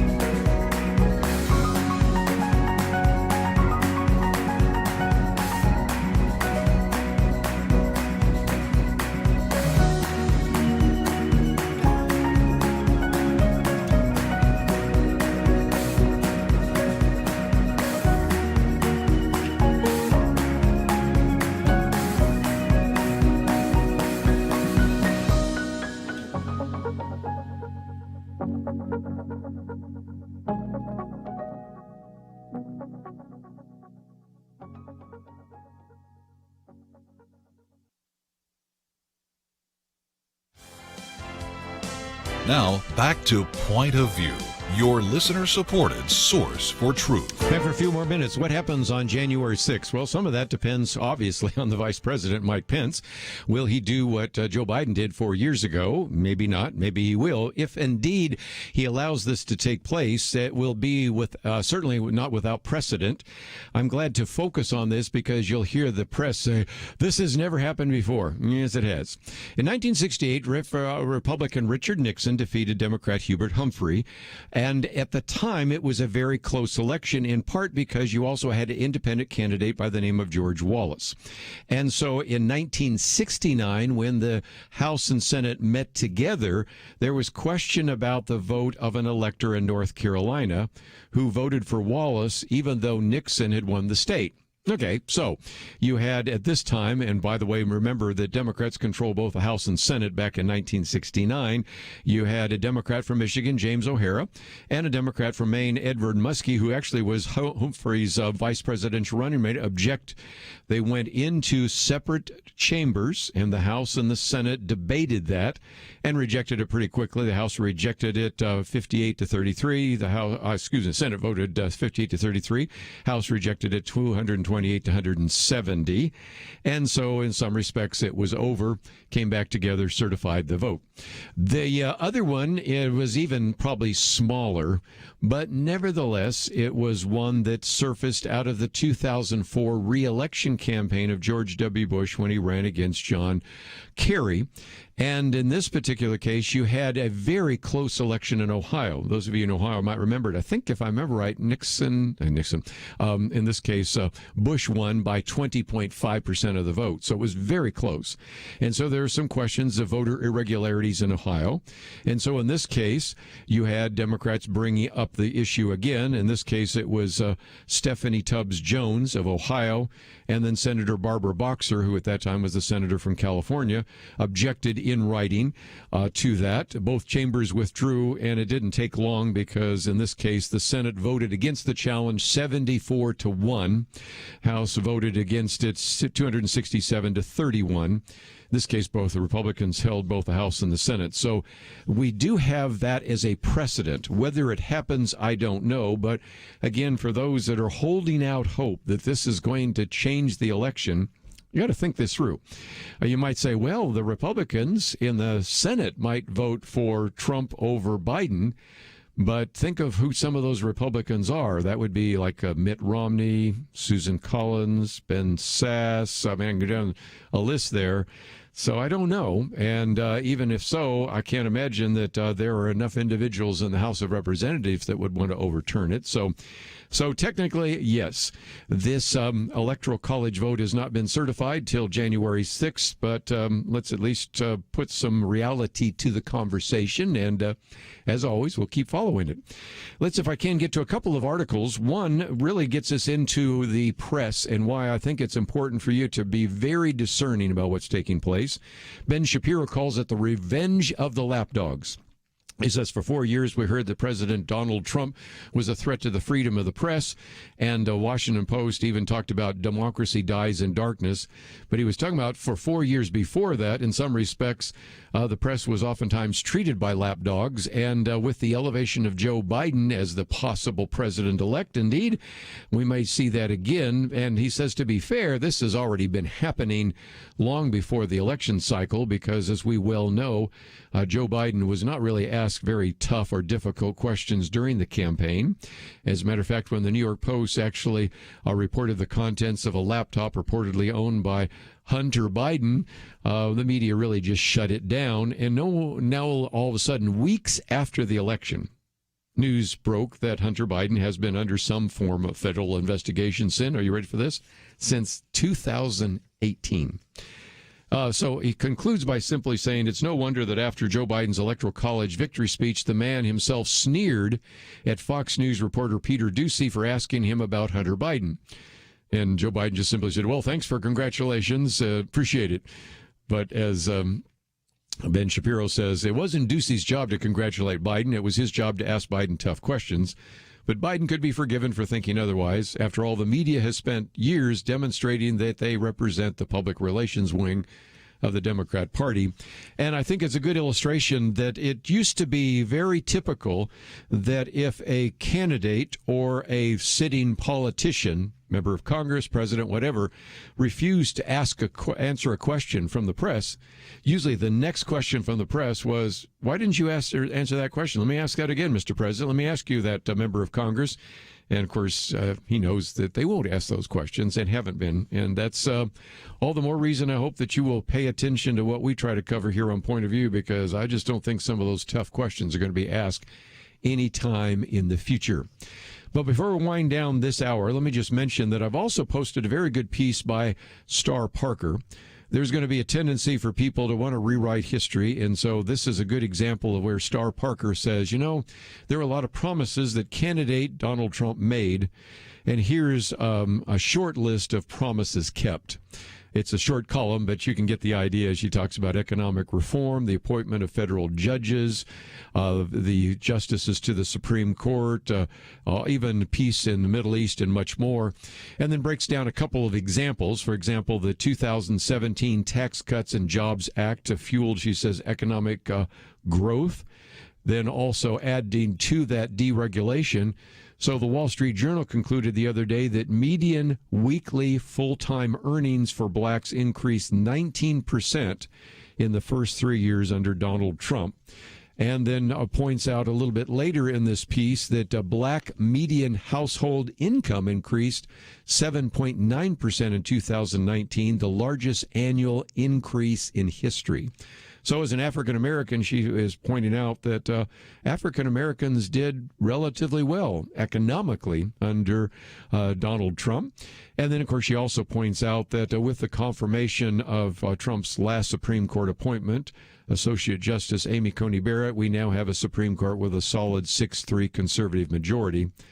Not so sure about that, John Roberts, but even that makes it a 5-4, so very significant. So just posted a couple of these pieces because they're good to have for you to maybe post on your website. If you have a website, post on your Facebook page. If you have a Facebook page, post it on Parler. If you're in Parler these days, post it on Twitter, whatever it might be. Just all sorts of great places where you can take some of this material and use, especially if you find yourself engaged in any kind of conversation at all.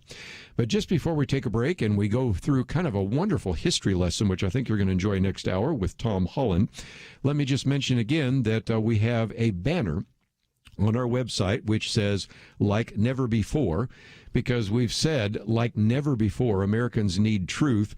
They really need to know where they can go to get some trusted facts. And over this last half hour, I think I probably covered some things you probably aren't going to hear anywhere else. But we cover those on Point of View. And quite frankly, I've got all sorts of other things I wanted to cover, which we'll just postpone until tomorrow when we have Dr. Merrill Matthews in studio and Penna Dexter in studio, because there's much more to talk about in terms of the pandemic, what we've learned about the vaccine and a number of other things, and certainly where we come in terms of any future election challenges and what can we do so that we don't have voter fraud in the future, all sorts of other topics we're going to get into. So all of that is something we cover on a regular basis. So if you go to the website, it says like never before, and there's an opportunity for you to make a year-end gift, and I hope that you would do so. As I just mentioned, we have a $100,000 matching fund. Matter of fact, each day you're probably going to hear that it's going to increase, because I know we're talking to some other people that maybe want to join in the challenge as well. But the point is, if you've been waiting, don't put it off till after Christmas and it gets all busy and everything. If you got a moment right now as we go to a break, even before we have our history lesson from Professor Tom Holland, just go to the website, pointofview.net. Your gift of $100 becomes $200 because we match it dollar for dollar. Of course, if you'd like to talk to someone, that number is 800-347-5151. We'll be back right after this. I am tired. 2020 has been a hard year for most of us, and though I'm guessing that we're all ready to leave it behind, the reality is that 2021 will arrive with its own set of uncertainties. About the only thing that we know for sure is that seeing every issue, every challenge through biblically trained eyes will be sorely needed. That's what you provide to people all across this nation and right here at home as you support Point of View Radio. People are tuning in. They're listening for longer times than before. It reveals that we're all desperate for fresh, rational, reliable, honest, hope-filled perspectives, and that's what you find on Point of View. Without you, that doesn't happen. But with you, hope will flow and hope will grow. Do your part for hope today at pointofview.net/donate or call 800-347-5151. Keep fighting with us. Give today. Pointofview.net/donate and 800-347-5151. 5151. Point of View will continue after this.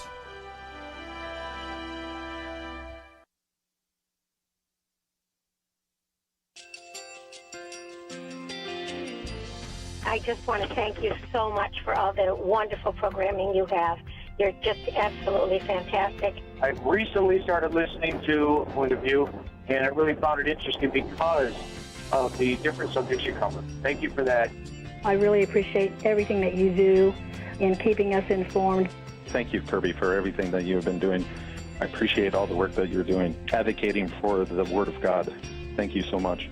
Point of view, I think, is absolutely necessary because it's a Christian perspective, a biblical worldview perspective, and receive very current, up-to-date information about what is really going on, week to week in our culture, which is changing so rapidly, and yet it's morally sliding backwards. Yeah, I'm just, first of all, I thank you guys. Y'all's program is wonderful, and enjoy it every day. I learn so much every time I listen to it. Point of View Radio Talk Show.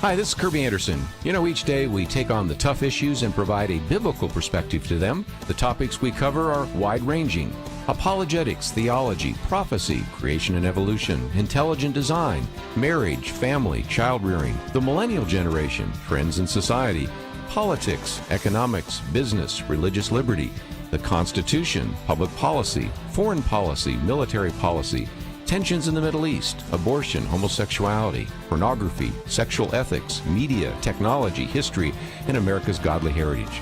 We talk about anything that affects your faith, your family, or your freedom. So don't go anywhere, because Point of View continues right now.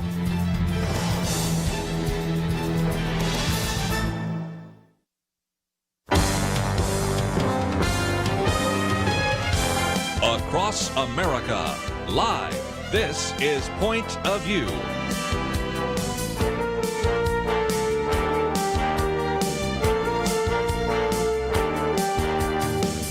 And now, Kerby Anderson. This hour we're going to talk about history, in particular the Christian contribution to history and Western civilization. And if you've listened to Point of View any length of time, you know from time to time we have quoted from this book by Tom Holland, who is our next guest, called Dominion, How the Christian Revolution Remade the World. Now, what is so striking is that he comes to similar conclusions to some of the authors we've had on the program before. And those authors are Christians that are looking at the contribution of Christianity to history, not whitewashing it, recognizing that some of the very dark chapters of Western civilization, even some of the dark chapters of American history, also have Christians participating in it.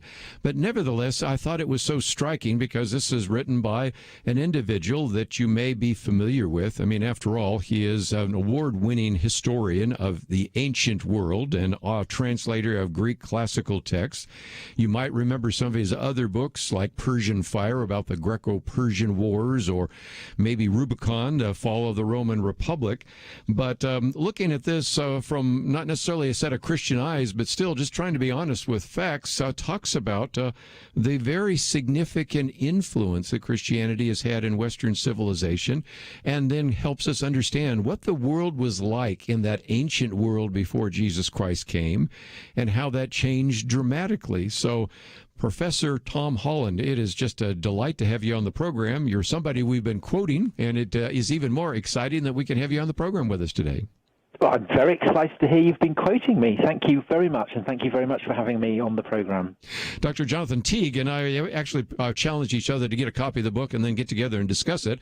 Matter of fact, he was on yesterday in the Millennial Roundtable that we had, and so I've got the book in front of me. I've looked at it and spent some time digging out some of the pieces. Some of our friends at Breakpoint Commentary, John Stonestreet, Shane Morris, and others have done interviews with you, and I've posted a couple of articles about that. But let's, if we can, take people through the book, and then I've even posted some things about the idea of preaching Christianity's weird stuff, which you're quoted as saying as well. But it's broken into three parts: antiquity, Christendom, and then, of course, the modern world. And you got to love somebody that starts out in Athens and ends up with the Beatles. Got to be quite an individual that we would love. But for just a few minutes, so remind us, because you take us to Athens, you take us to Jerusalem, you take us to a number of places that are going to be very instrumental in understanding not only the Christian world, but the Muslim world and all the rest of what it was like. Because, to be fair, in the Greek world and in the Roman world, if you were a slave, of course, you had no rights. If you were a woman, you had no rights. If you were even a child and your father rejected you, you had no rights. And in some respects, this idea of compassion only comes after the teaching of Jesus in some respects, but help us understand what differences we find in the Greco-Roman world compared to the world that we take for granted today. Well, you see, I think in so many ways it's different. And I think that one of the things that made me want to write this book was the realization I had that even the most basic concepts, and even the fact that I was using English, that the words in English were kind of saturated in Christian assumptions and connotations. So to give an example, you were saying how people didn't have rights in the ancient world, and that's true because the idea of rights didn't exist then. Good point. We have rights now. Why? So one of the this is a kind of perfect example of why I wanted to write the book. So I think, okay, so the Athenians, the Romans, they didn't have rights. We have rights. Where did this idea come from? And I had thought, well, it comes from the Enlightenment. It's the tradition of rights that's spoken of in the American Constitution, that's spoken of in the documents put out by the French Revolution. It must have come from the Enlightenment. But then I began to realize, no, it doesn't. The prehistory of rights is much older. And it's kind of like tracing a thread if you're going through a labyrinth. And it took me back to the 12th century in Latin Christendom, where you have this kind of revolutionary moment where radicals have seized control of the papacy, and they're using that control to set up a kind of concept of the church as something sacrosanct and distinct from the broader society that encloses it. And this in turn sets up a ripple effect, because when you have the church as the kind of it's a kind of sovereign entity to which people across Christendom can appeal, you need frameworks of law. And so this you get people who are gathered together from across Christendom, and it's a kind of universal thing. And this gives rise to radical new institutions called universities. And in universities, the prime impulse is to fashion concepts of law that will enable Christians to understand what it is, how it is that God's purpose manifests itself in the kind of day-to-day. And so they go through all the decrees and canons and prescriptions that have been issued by church councils and popes and so on. But of course, they also look to the Bible.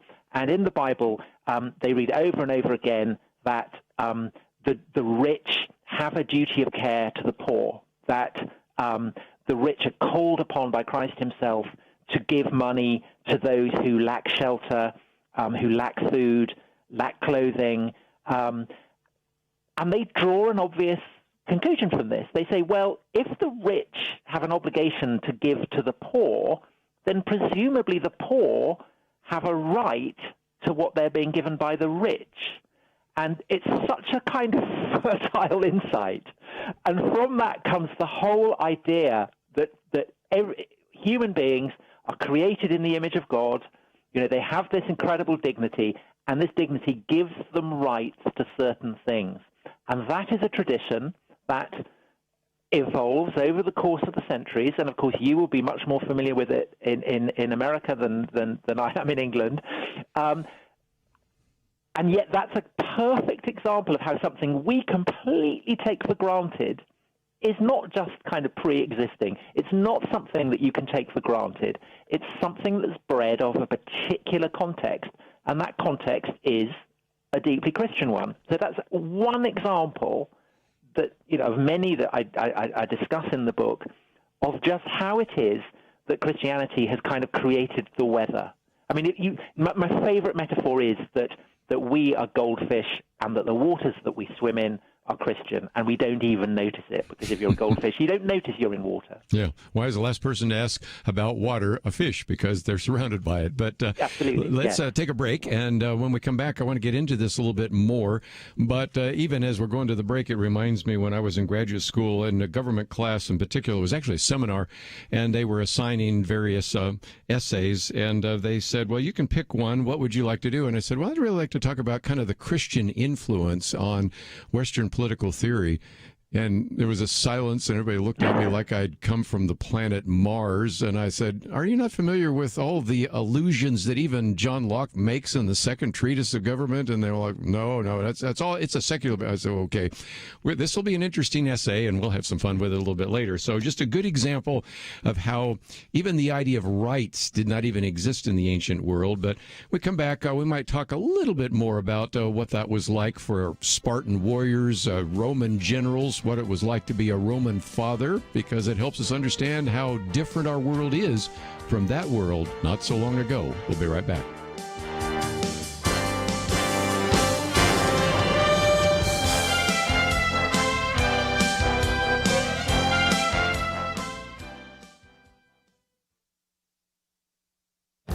This is Viewpoints with Kerby Anderson.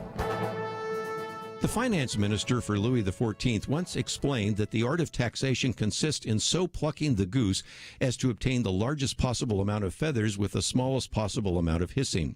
Unfortunately, many liberal politicians don't seem to know where the line is between plucking the golden goose and killing the golden goose. This is certainly true of political leaders in Seattle and San Francisco. 2 years ago, I wrote about how liberals were sleepless in Seattle. There's very little rest for progressives who want to invent other ways to extract more gold from the golden goose. The city council approved a head tax on companies that made more than $20 million a year. It's not hard to guess how some of the companies around Seattle would respond. You may have noticed that Amazon, Boeing, and a number of other companies began building outside of the state of Washington. They still may have their headquarters there, but we've seen these companies are looking for lower tax venues. I thought of the Seattle example when I read about the decision by the political leaders in San Francisco to pass a wealth tax aimed at the corporate executives. The supporters call it the overpaid executive tax. The tax is aimed at companies that pay their CEO more than 100 times the median pay of their workforce. In other words, these politicians feel they should decide what companies pay their top executives. We may have some moral questions about the extravagant pay some corporate executives receive, but it makes little sense to use those questions to justify greater taxes. So if the goal is to make a moral statement, perhaps these politicians succeeded. If their goal was to raise more taxes, they will find that it will probably hasten the departure of more businesses from San Francisco. I'm Kerby Anderson, and that's my point of view. For a free copy of Kerby's booklet, A Biblical View on Loneliness, go to viewpoints.info/loneliness. That's viewpoints.info/loneliness.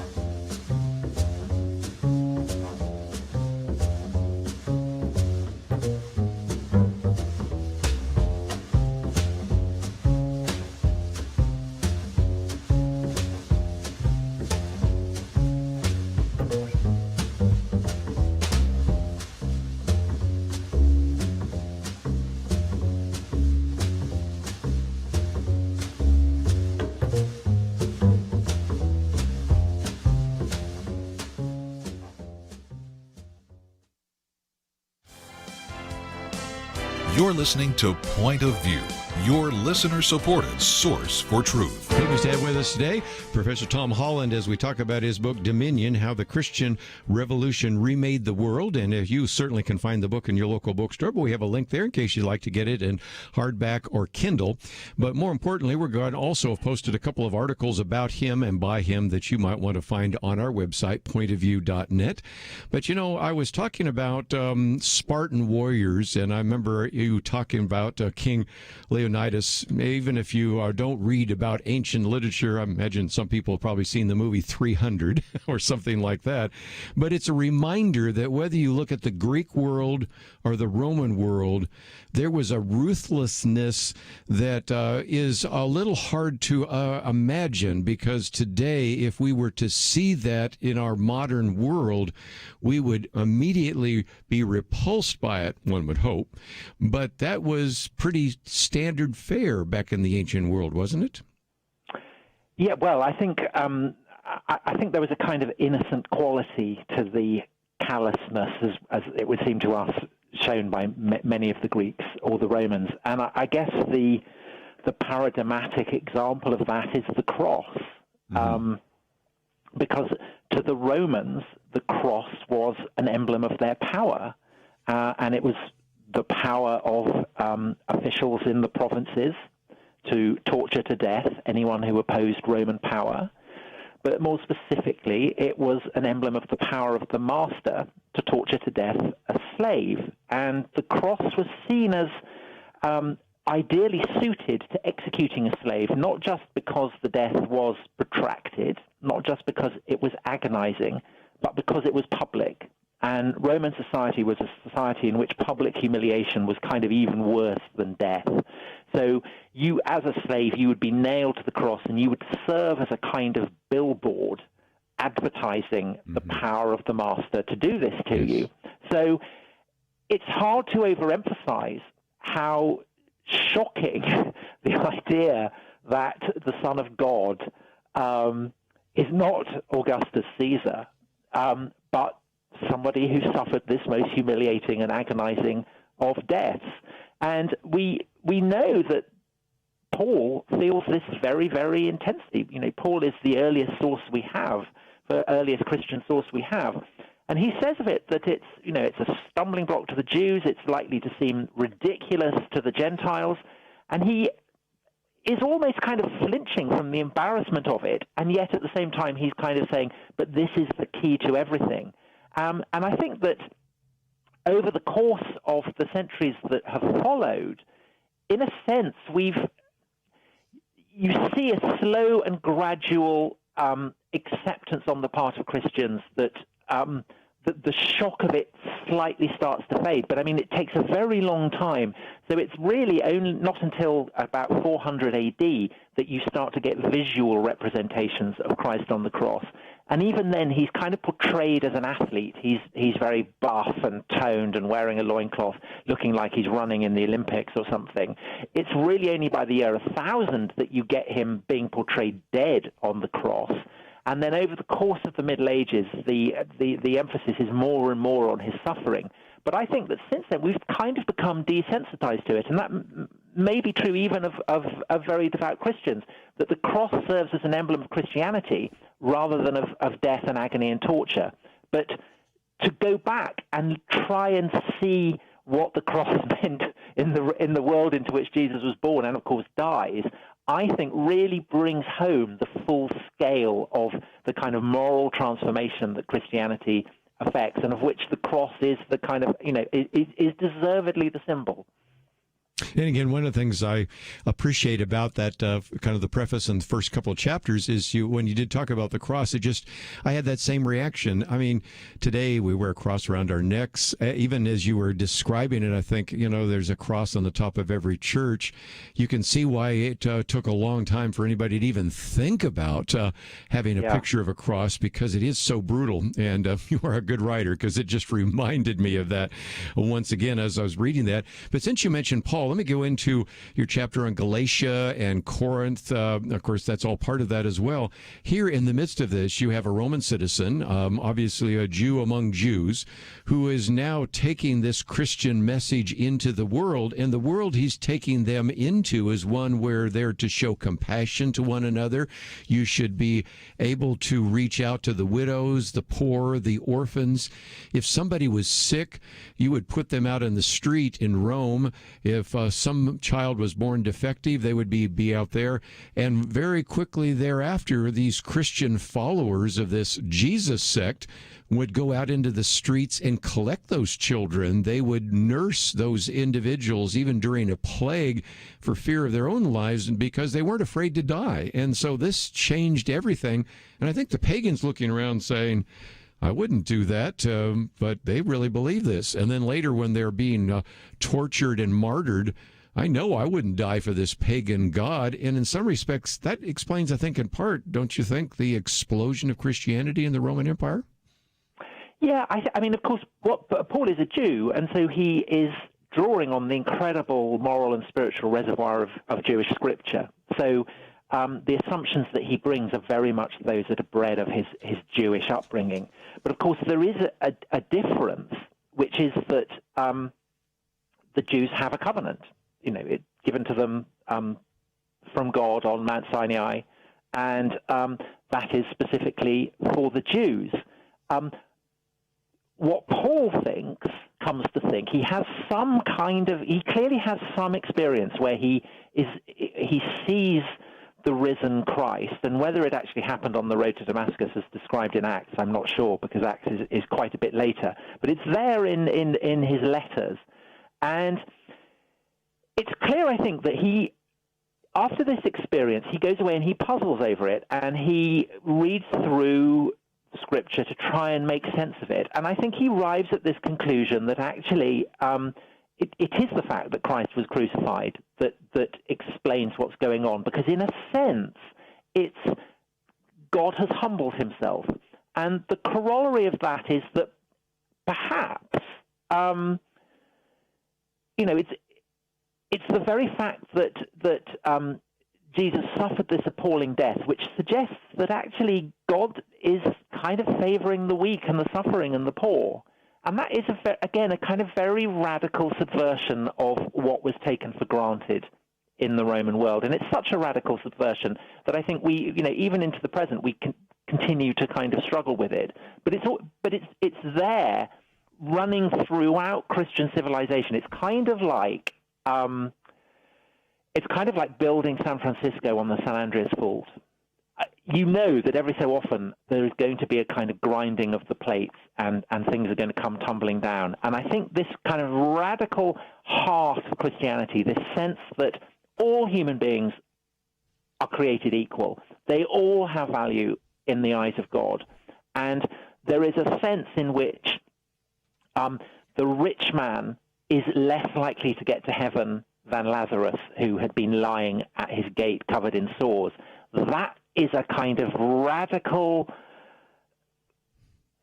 sense of potentiality that just lies there waiting to go off. And you can see that in a world that is full of the suffering of the poor, in which there are slaves and people are treated very brutally often, you can absolutely see the appeal of this message. And I think that entirely explains it, while at the same time there is something in it for the wealthy and the powerful as well, because the Emperor Constantine, who famously is the first Roman emperor to convert to Christianity, what's in it for him? Well, what's in it for him is that he becomes the deputy, he becomes the agent, he becomes the chosen one of a unit of a single God, and Constantine wants to rule, as the ruler of the world, as a kind of mirror image of God in heaven.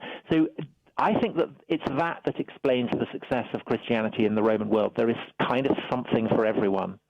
Let's take a break, and when we come back, let's get into kind of the counterpoint of the golden thread, maybe of nice Christianity, but we also recognize there's bad or nasty Christianity. And as we work our way through some of these various events, whether it would be the Protestant Reformation, whether it was the even coming of the Pilgrims and others to this country, and then eventually into the modern world, what about those issues? So we'll continue to talk about this, because it is all part of this book called Dominion, How the Christian Revolution Remade the World. Tom Holland with us, and we have a great opportunity to hear from him in the next half hour as well. But as we go to the break, let me just mention that if you appreciate these kinds of conversations, as we come to year's end, are encouraging you to click on that button that says Like Never Before, $100,000 matching fund. And if you appreciate these intelligent conversations about history, about government, and about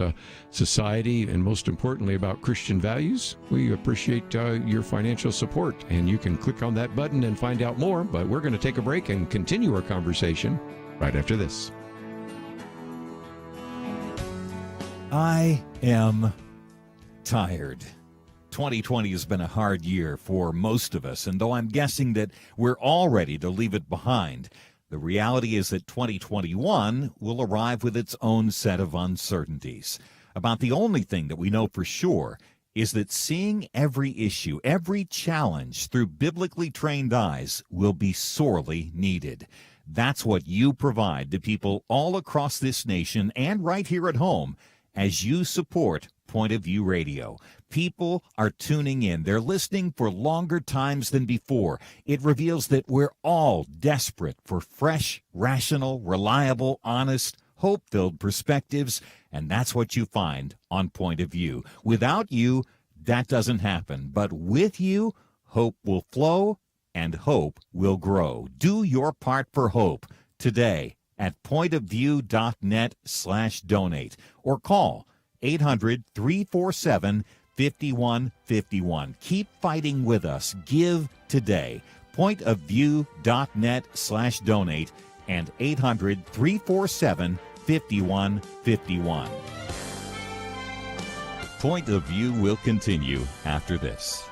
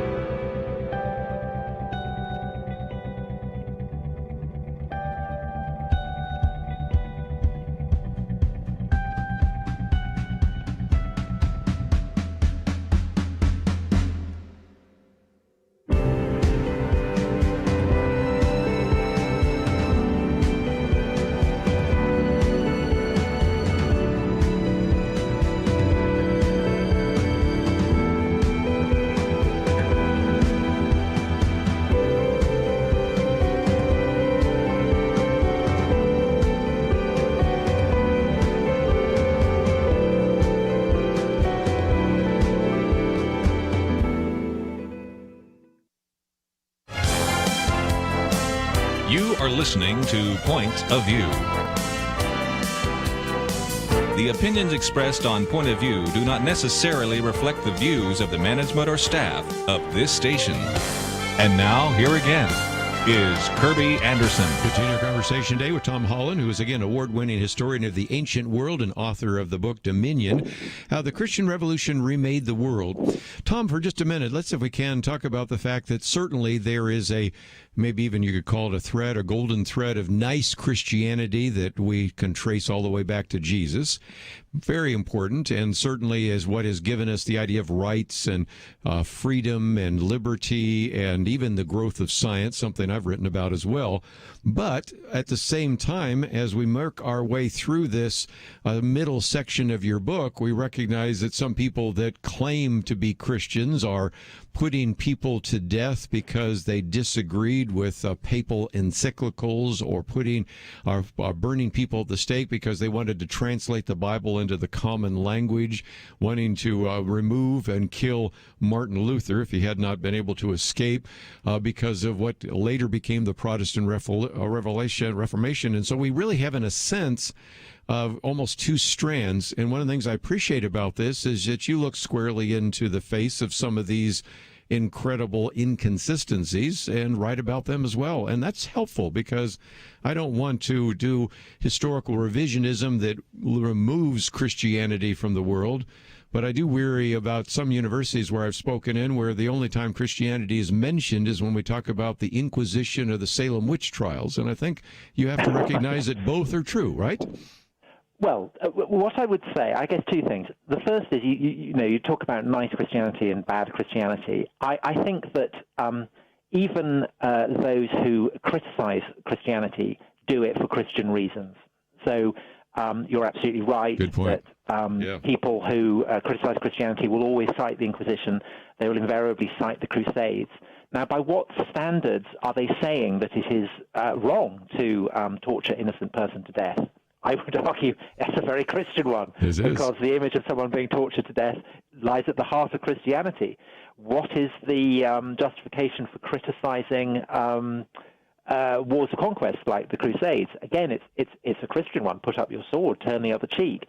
And I think that actually the relationship between what we might call good and bad Christianity, it is kind of intertwined right from the beginning.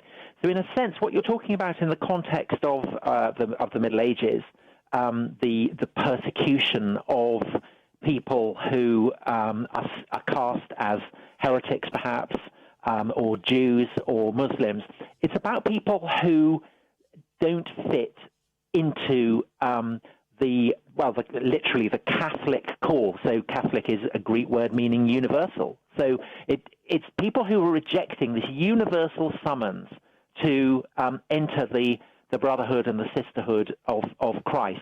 Now, this generates a tension that is in Christianity right from the beginning, because again, and everything kind of, when you're talking about Christian sources, goes back to Paul, because he's the fountainhead of it. Paul famously and movingly says that in Christ there is no Greek or Jew. There is no man or woman. There is no slave or free. Those differences are dissolved. All are created equally in the image of God. And that is the ideal, I think, that underpins absolutely kind of Western values. I think that's the beating heart of it, the idea that all have an inherent dignity. It doesn't matter what your race, your gender, your social class is. However, in that statement, there is no Greek or Jew. What about the Jews who do not want to have their distinctive identity kind of dissolved into this universal, they might call it a mush? Paul, as a Jew, is incredibly disappointed, because the Jews, by and large, do not recognize the truth of what he's saying. And so right from the beginning, you have this sense that the relationship between Christians and Jews is an incredibly tense one. Mm-hmm. And in a sense, we know where that's going to lead. And I think many of the darkest passages in Dominion relate to the way that Christians feel that they are justified in marginalizing and demonizing the Jews. Yeah, and this anti-Semitism. becomes a kind of prototype. It becomes a template for certainly for dealing with Muslims as well, pagans. But then, of course, in due course, with Christians who can be condemned as not real Christians. And this is something that runs throughout the Middle Ages. And then in the Reformation, it becomes kind of entrenched as a brutal fact of geopolitics, because you have Protestants and Catholics, and often you have Protestants attacking other Protestants, all of whom are convinced that they're right. And what do you do with the people who reject the truth that you're speaking? And that is a kind of shadow that hangs over the great Christian ideal of kind of, that Christ has come to die for all human beings. So again, you have that because those are the other. They're the Jews that even later embrace the idea that we killed Jesus, as you talk about, as others. But also maybe just still maybe turning a blind eye to slavery. I mean, eventually the abolition movement really was based upon Christian principles. But a good question. Why didn't we have the abolition movement in something other than the 18th century, William Wilberforce or something like that? And I think that's a reasonable question. And again, some of the points that you make is that sometimes the Christian Revolution had a long way to run, I think is the phrase that you use. Yeah, well, that is a huge question. It's a question that's often put. If Christianity lies behind abolitionism, then why didn't it happen earlier? Yes. And the simple answer to that is that slavery was viewed as being on a par with poverty or hunger. It was seen as a kind of manifestation of the fall, that humans lived in a vale of tears, and that slavery was just part of the horrors that the fall had resulted in, and it would always be there. Now, in the 4th century, you get a remarkable figure called Gregory of Nyssa, who is a bishop and theologian, who looks at the fact that Christ suffers the death of a slave. And he says, well, if Christ suffered the death of a slave, then that must mean that slaves are particularly close to God, and that must in turn mean that slavery is an unjust institution. And he calls for slavery to be abolished. As far as I know, he's the first person to do that in the Christian tradition. And his brother Basil, who is, kind of wonderful man who sets up the first hospital, really. He devotes his life to caring for the sick and the poor. But he doesn't agree with Gregory, and he says, no, but if the slaves are freed, then who's going to look after them? And he kind of casts it as almost a kind of welfare. And that is a perspective that runs throughout the early Christian centuries. Now, over the course of medieval Christendom, the institution of slavery does kind of shrivel and die and fade.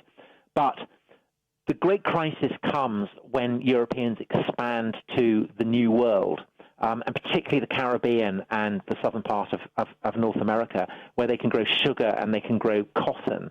And basically, Europeans, they decide are not up to it. And so they look around and they start buying African slaves.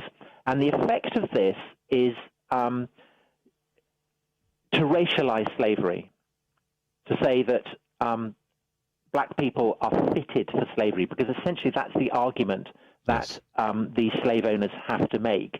Now, there is nothing really in the Bible that facilitates that argument. Of course, notoriously, there is nothing in the Bible that says that slavery as an institution is wrong, but there is nothing within the Bible that says that the idea that one race is better than the other is in the Bible either. The whole argument is that all human beings are created equal. There's no Jew or Greek. There's no black or white. So that starts to impose real strains on many of the Christians who are kind of moving to the Caribbean, moving to North America. And it combines with the fact that the institution of slavery in these plantations is just so brutal, so cruel, so savage, that it kind of shocks people. And the combination of this with the kind of racialization of slavery prompts a lot of Protestants, particularly Protestants on the kind of more radical wing, so Quakers and evangelicals, to read the Bible, and they have a distinctive understanding of the Bible, bred of Protestant theology, which says that it's not the raw words on the text that matters. It's the experience of grace you have as you read the Bible. It's the coming of the Spirit on you that animates the words and enables you to penetrate to the true meaning. So over the course of the 18th century, Quakers, evangelicals are doing this. They're reading the Bible. They're reading it in the context of what they know is going on in the plantations. And they come to the conclusion that God does not approve of this, that God thinks that slavery is a curse, a sin that will cry out for retribution. And rather like Pentecostal fire, this idea catches fire, and it spreads with incredible rapidity. It convulses American opinion, it convulses British opinion, and over everything. the course of the 19th century, it spreads across the world.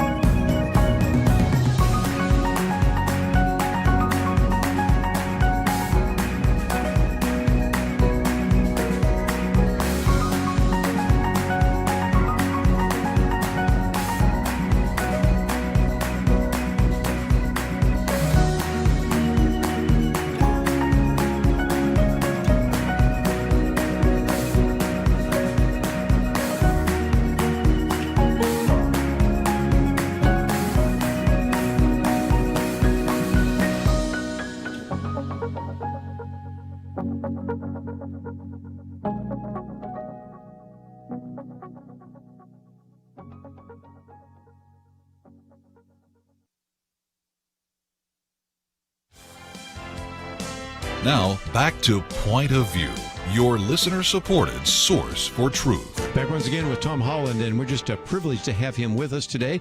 Award-winning historian and author of the book Dominion, How the Christian Revolution Remade the World. Love to get into maybe sometime in the future, although we certainly quote from you when you're not on the program, about how Christianity confronted the modern world, the Enlightenment, evolution, and all the rest. But I thought, since we only have a few minutes left, one of the things I know that you've been saying is that Christianity and Christians shouldn't shouldn't shy away from the things that make the faith unique. In other words, the idea that we should preach Christianity's weird stuff, if you will, because when we're, especially in the Christmas season, talking about the incarnation, for example, and even the idea of angels, demons, miracles, things like that, wasn't Tertullian said, it's entirely credible because it's unfitting, it's certain because it is impossible. And sometimes I think, Tom Holland, we Christians spend some time actually downplaying that. Because of the modern sensibilities, because we live in this modern world influenced by the Enlightenment and modernity, we don't talk about those aspects that make Christianity true. And I think we do that to our harm. And so what do you mean when you talk about the idea of preach Christianity's weird stuff? Okay, well, one of the themes of the book as we move into the modern period is that, in a sense, atheism is a kind of logical endpoint for a particular course that ideas in Christianity takes.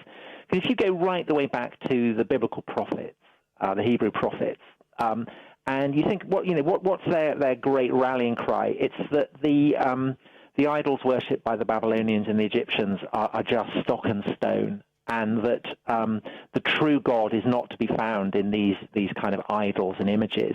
And this is an idea that the early Christians, the early Christian missionaries, when they're going out into the wilds of Saxony or Scandinavia or whatever, they're also preaching. They are great ones for chopping down idols, for chopping down the kind of the sacred trees that the pagans are worshipping. They're saying that the divine is not to be found in ponds or trees or springs or whatever, that God is all around. And when you come to the Reformation, this language gets turned against the Roman Church. And the Reformers say that superstition must be banished, idols must be toppled, the people who walk in darkness must be brought into light. And this is saying that the Catholic Church is the embodiment of superstition and idolatry. Now, what happens in the Enlightenment basically is that these weapons then get turned not just against the Catholic Church, but against Christianity generally. And in a sense, if you look at the kind of the celebrity atheists that we have now, they're often called evangelical. They are people who are preaching good news. And I think that's exactly right, because that's what they are doing. They're saying that, if you abandon religion, then you will become pure and happy and content. And this basically is it's a Christian message. It's, get rid of superstition, get rid of idolatry, and you will have the truth open to you. Now, I think that a problem for Christians is not that atheists and Christians are different. It's basically that in so many ways that they're the same. Atheists, in a sense, are Christians who have kind of, they may have abandoned belief in God, but all their values, all their assumptions are the same. So it becomes very difficult for Christians to distinguish themselves from atheists who have emerged from the Christian tradition. And I think it's a mistake for Christians to compromise with that. I think that unless Christians are emphasizing what it is that is, by the lights of kind of objective rationalist atheists, what is strange, what is distinctive, what is weird about the faith, then what's the point of it? Unless you think that Christ rose from the dead, then, as Paul says, then your faith is pointless. And if you are not willing to emphasize what is strange about it, then I don't really see what the difference is between a kind of an atheist marinated in Christian assumptions and a Christian. And you sometimes end up having some just saying, well, can I be good without God? And I said, well, that's not the point. I'm talking about whether you have a basis for it. But, one of the things we talk about in this program is developing a Christian worldview, to know how to articulate a Christian worldview. But number two, we talk about apologetics, how to defend a Christian worldview. And even earlier this week, we did a program on miracles, and the whole idea of miracles and miracles in the Bible and can they be described. And we talk about David Hume and all the rest. And I think your point is well taken that if nothing else, if we're going to just do a kind of a Me Too the whole time, then people are going to say, well, why do I want to consider Christianity? Because you believe the same things I do. Well, yes, but I have a basis for why I believe them, and you may not, but I think that's a good point. But just before I let you go, I wanted to, first of all, thank you for writing the book, and thank you for giving us an hour, but also mention that we have a link to tom-holland.org, which is your website, and that's a place where people can get a copy of the book. They can follow you as well. We've made the point of actually posting your Twitter feed, your website, and some others, so if people wanted to communicate with you, invite you to come speak if you're over here in this country, or even for people over. I dream of it, you know. or even for our listeners in the UK, because a lot of people listen to us on the internet and things like that, would like to connect up with you.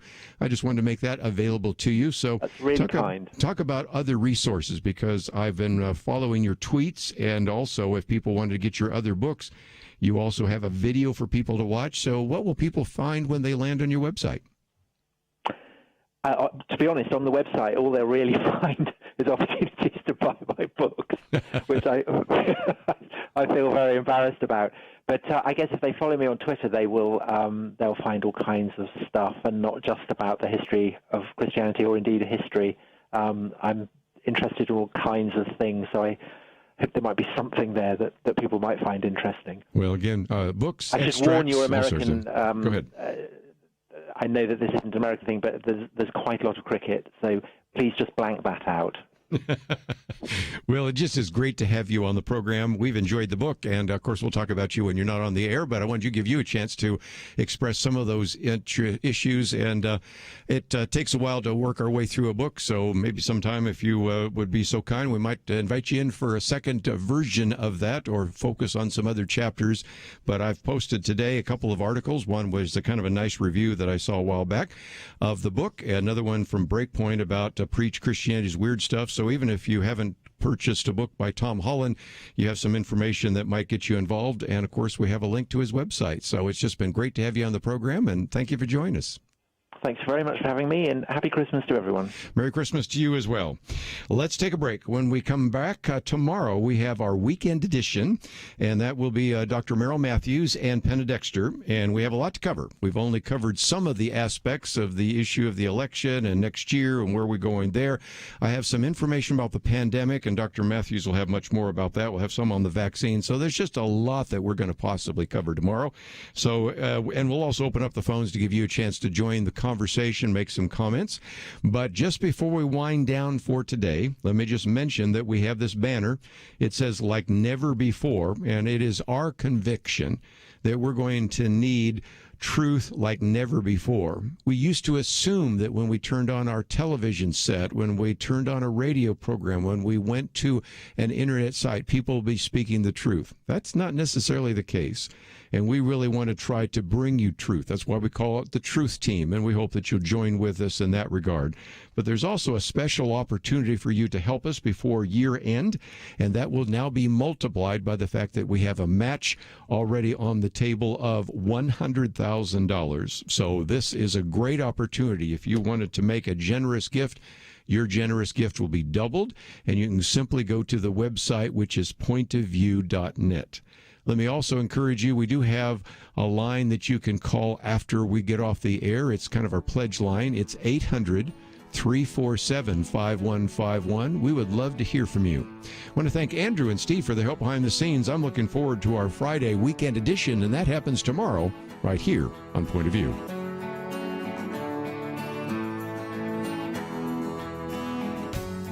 I am tired. 2020 has been a hard year for most of us, and though I'm guessing that we're all ready to leave it behind, the reality is that 2021 will arrive with its own set of uncertainties. About the only thing that we know for sure is that seeing every issue, every challenge through biblically trained eyes will be sorely needed. That's what you provide to people all across this nation and right here at home as you support Point of View Radio. People are tuning in. They're listening for longer times than before. It reveals that we're all desperate for fresh, rational, reliable, honest, hope-filled perspectives, and that's what you find on Point of View. Without you, that doesn't happen. But with you, hope will flow and hope will grow. Do your part for hope today at pointofview.net/donate or call 800-347-5151. Keep fighting with us. Give today. Pointofview.net/donate and 800-347-5151. Point of View is produced by Point of View Ministries.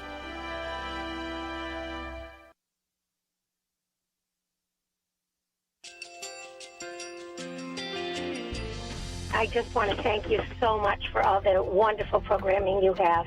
You're just absolutely fantastic. I recently started listening to Point of View, and I really found it interesting because of the different subjects you cover. Thank you for that.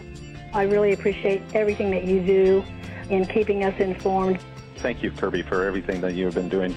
I appreciate all the work that you're doing, advocating for the Word of God. Thank you so much.